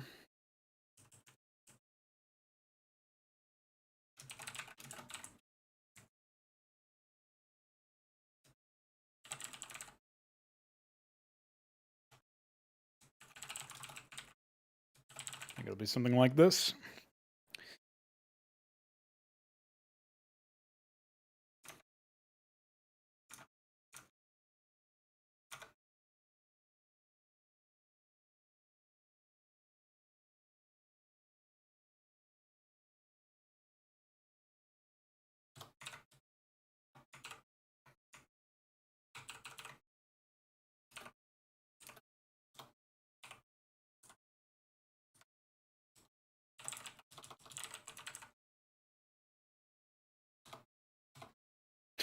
What the fuck?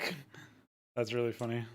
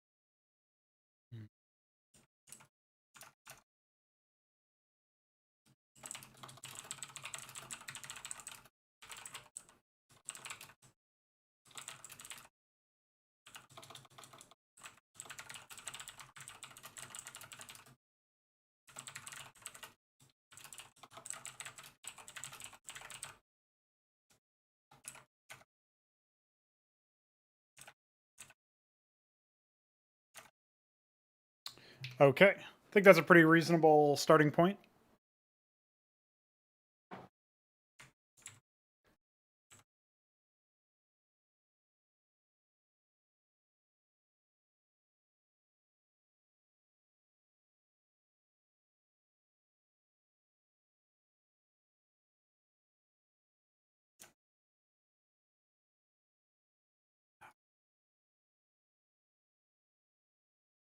This is where I think I'll refer to my phone. I've got a much larger list of a bunch of stuff.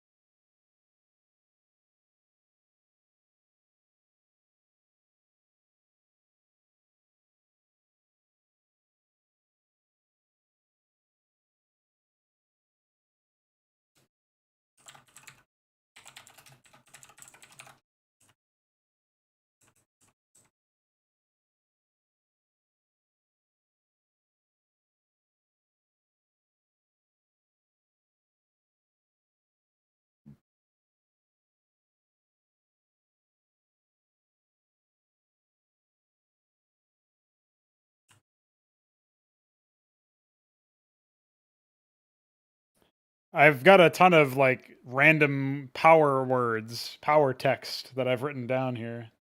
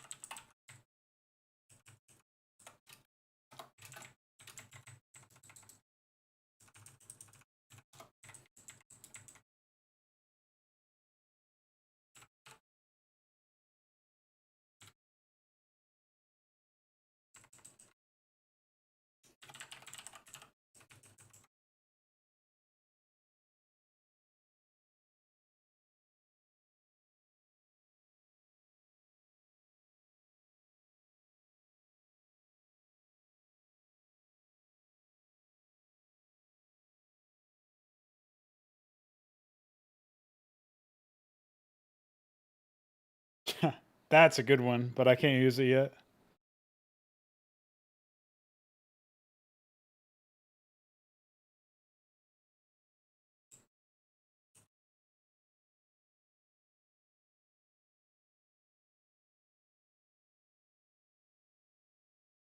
Fuck, I have so many that I can't use for any of these races yet. It's really at least I have a lot that I can look back to.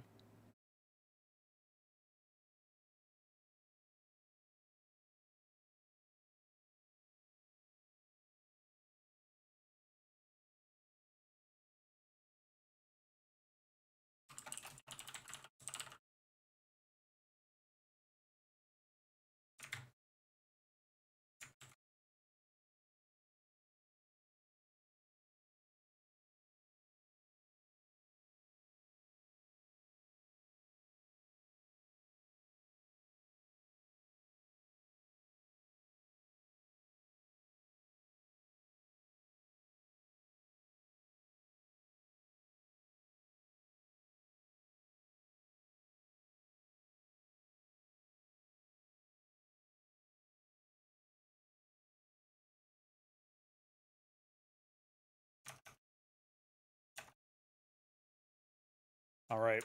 Let's see how we want to format this shit. Make it look powerful. You know what I mean?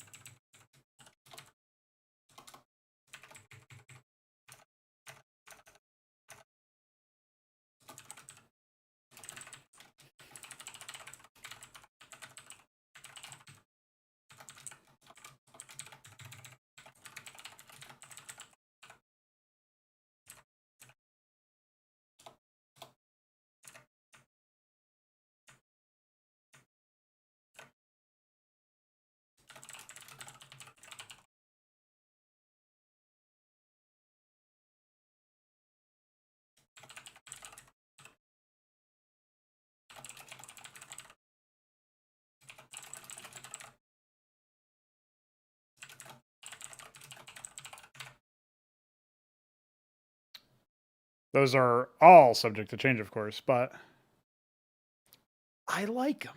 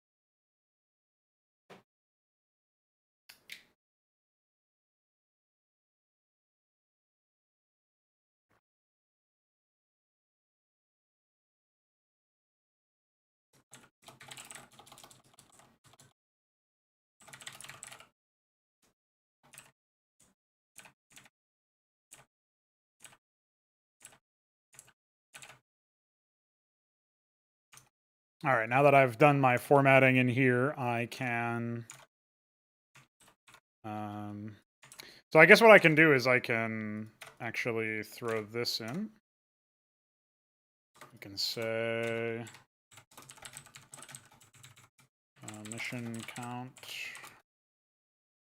4.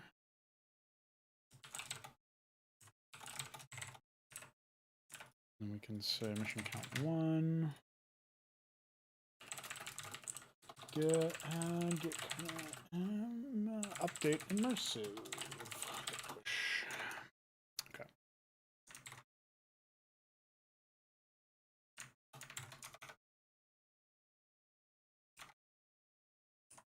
Oops, that's not it.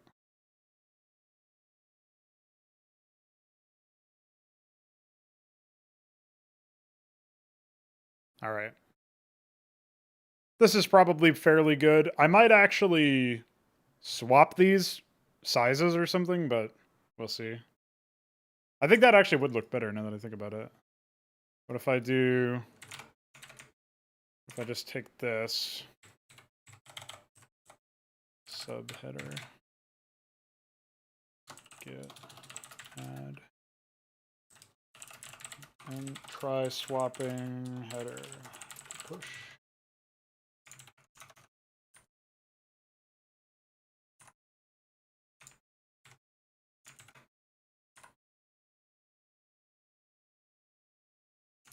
All right, what if we keep the...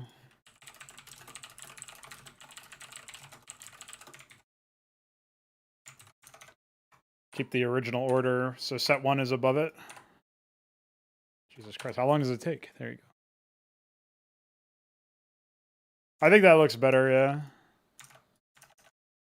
But I don't know, maybe this could be even smaller. This could be like slightly smaller, but not Just not as large as it currently is. I think that might actually look better, but we'll figure that out later.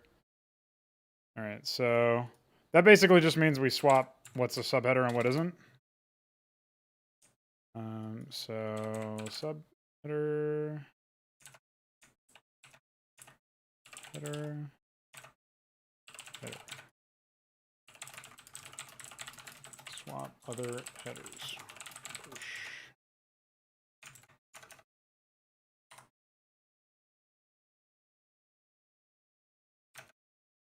Okay, now we can do a little bit more writing about the tutorials themselves. I want to write a bit of a blurb about what the tutorials are actually doing, like my general view on what tutorials ought to be, and then I want to talk about each and the individual 2 tutorial sets, basically. This one's not really a set, it's just one.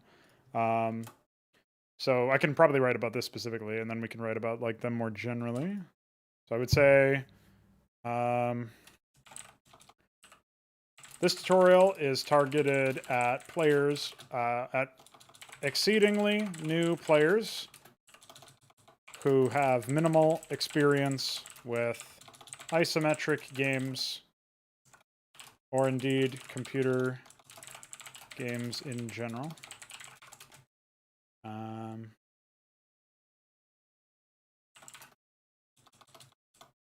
And then, so I know that in general, we're going to have like a real big push to try to make the dialogue. So I guess we could just say,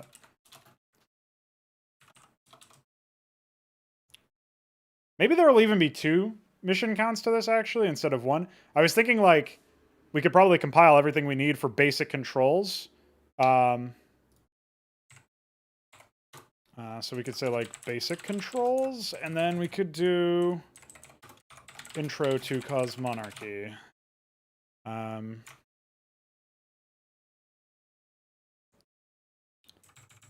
then we could do p class equals center text.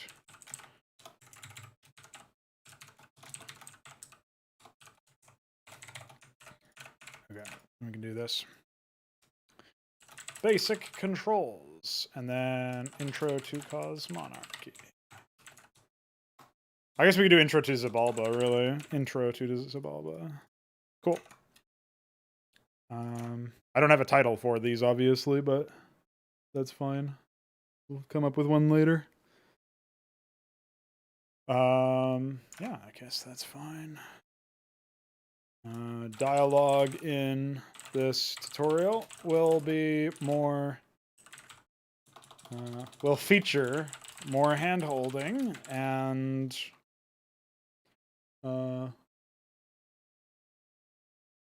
will not assume any prior knowledge or familiarity with RTS control schemes or game flows.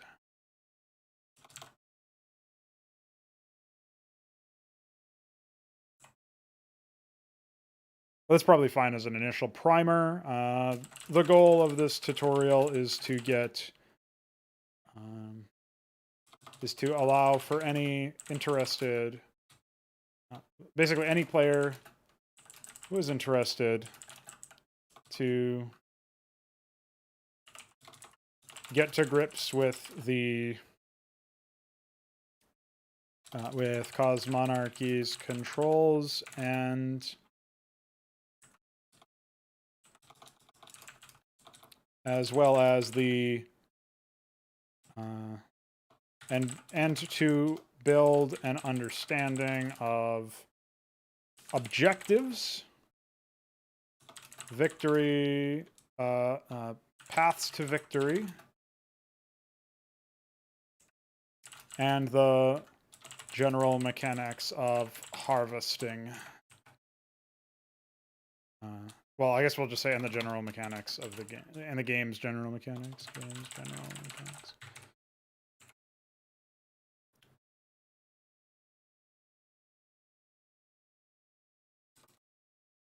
In short, by playing and understanding this tutorial, you should be more than prepared to tackle the next one. Or to jump straight into the proper campaigns. So that should be fine, I guess. We can go ahead and put this in. We'll just have to do our BRs as usual. Okay. And then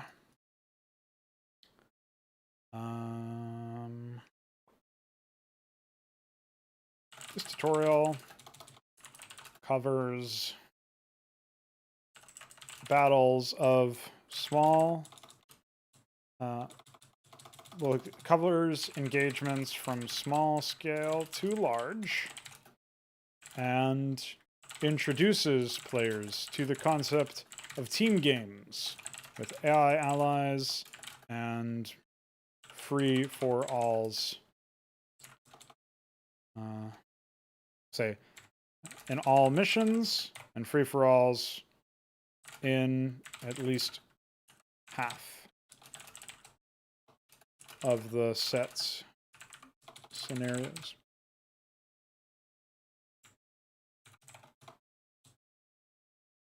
We'll just say AI allies in all missions and free-for-alls in most. Because it'll probably be a free-for-all in 2, 3, and 4. But we'll see. That might change as well. Dialogue in this tutorial is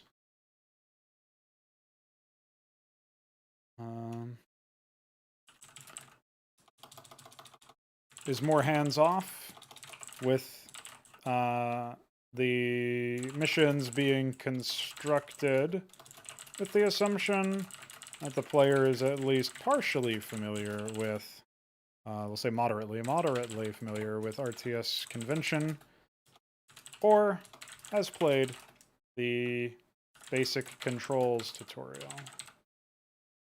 We'll just say basic tutorial.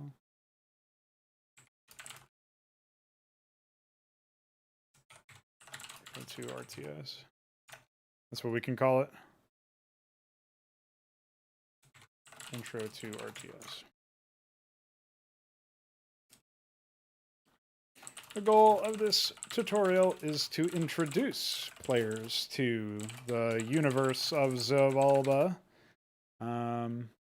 showcase some of the more familiar and common, we'll just say some of the more familiar regencies and upstarts, and provide a few consistent examples of battles at scale.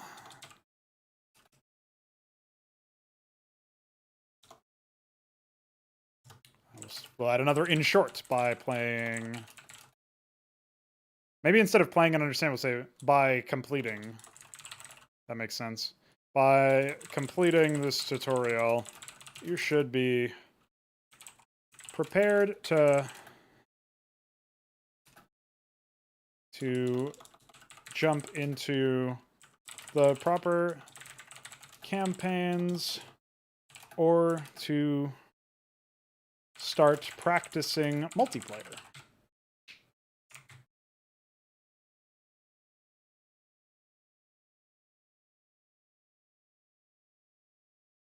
Was anything I did for lore inspired by external setting? I'm not sure what you mean by external setting.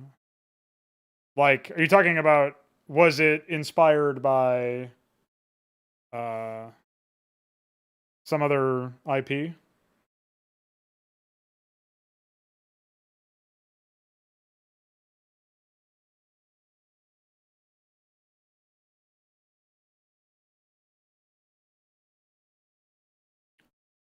And I guess by Cause Monarchy Brood War Regencies, you're talking about, like, sort of Githrovan, sort of Ansifii, and sort of Orlithray. There's probably a ton of inspiration sprinkled throughout.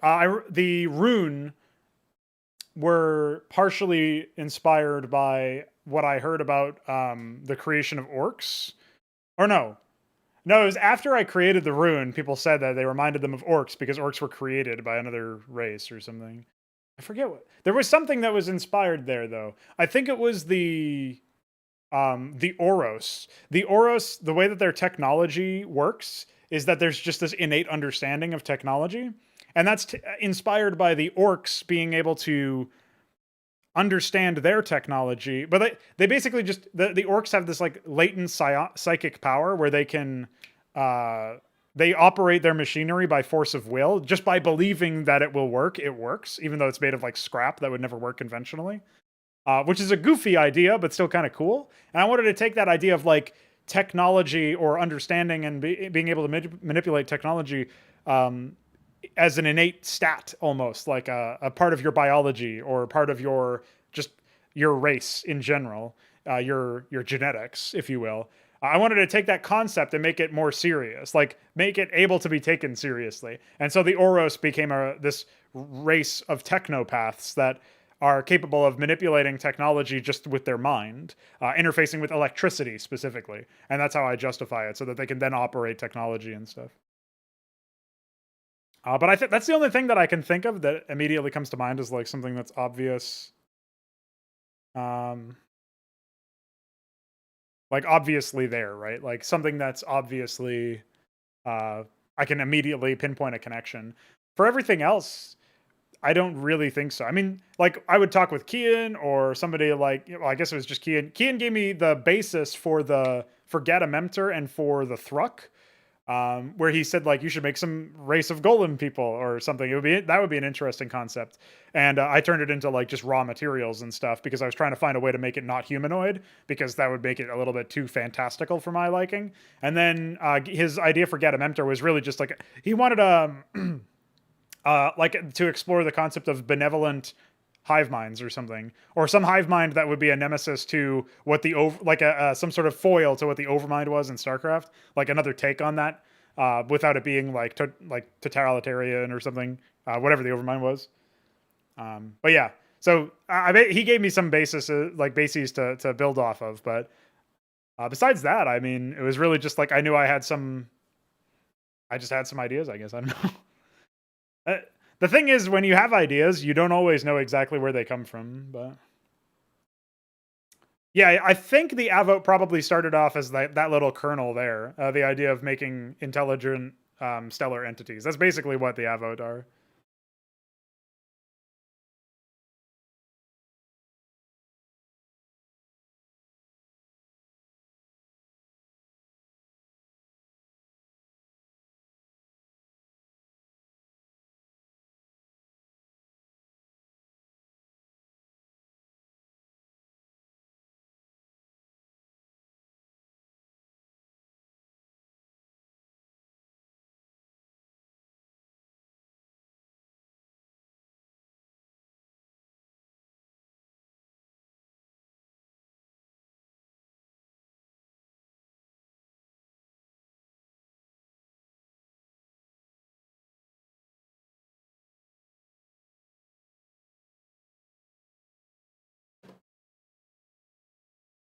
I keep thinking there's a siren in the background because of the music I'm listening to. It's like it sounds like the start of that Doppler effect thing where the siren's bouncing off like streets or whatever. So it sounds like a really much deeper than it actually is when you hear it first, as it like as the fire truck rolls past your house or whatever, starts rolling down your street.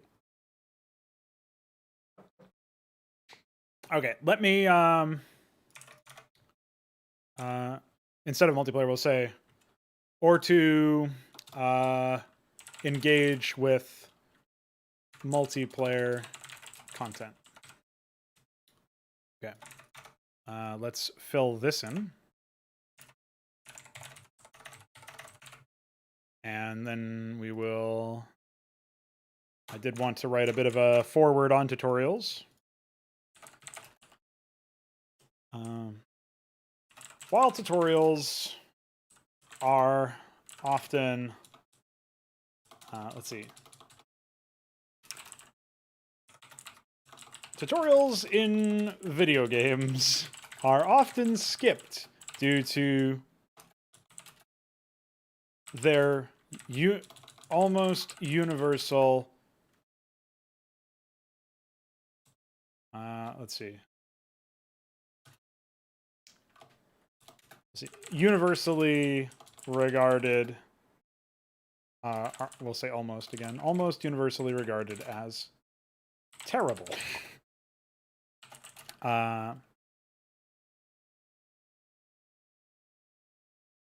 They often teach less than useful habits.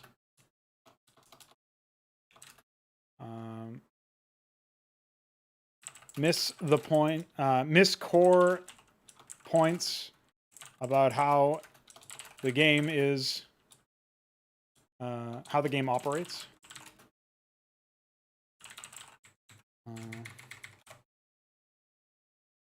That dictate how the game operates. And generally waste the player's time. Cosmonarchy's tutorials will do no such thing. Instead, they will be competitive with the player's time, and many newcomers will fail to complete them on their first few tries. First few attempts.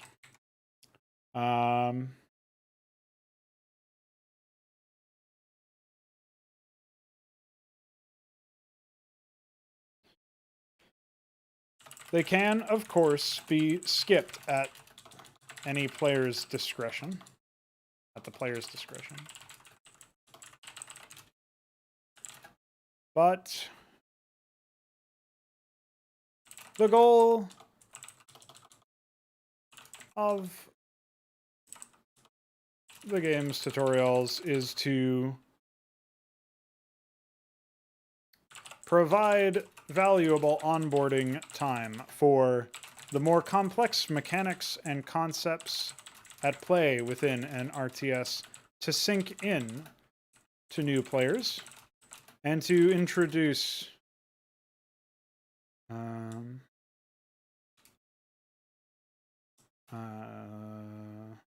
concepts unique to Cosmonarchy and its setting, Xibalba.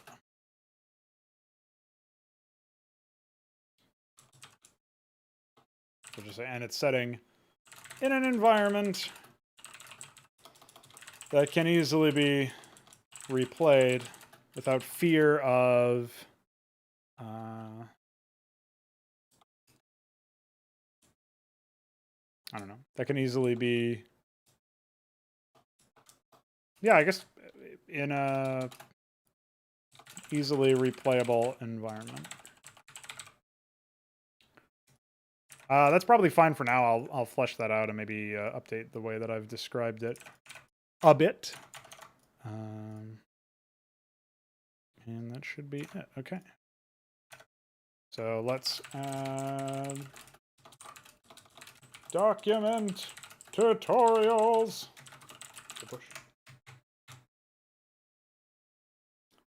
No. Xibalba is always Xibalba.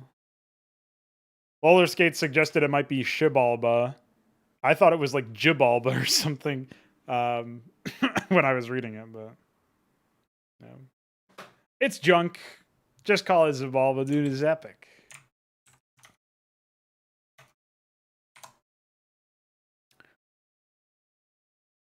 There you go. Now we got some information about tutorials.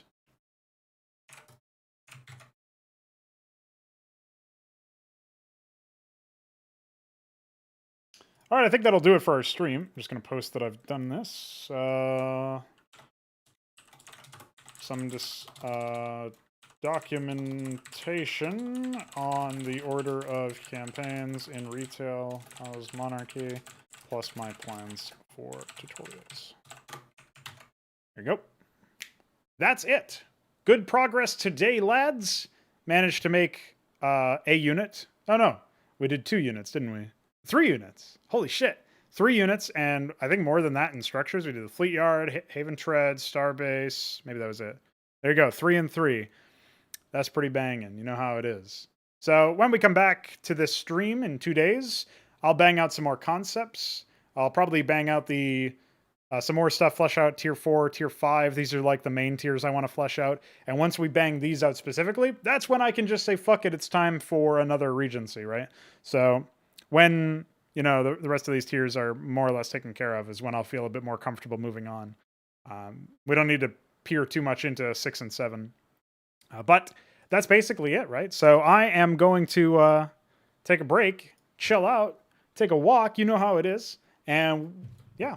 Check me out in 2 days for more of this. Check Veek out in a day. Tomorrow he'll be doing another engine development stream. Stay tuned. Keep your eyes peeled. And yeah, we'll catch you. Bye.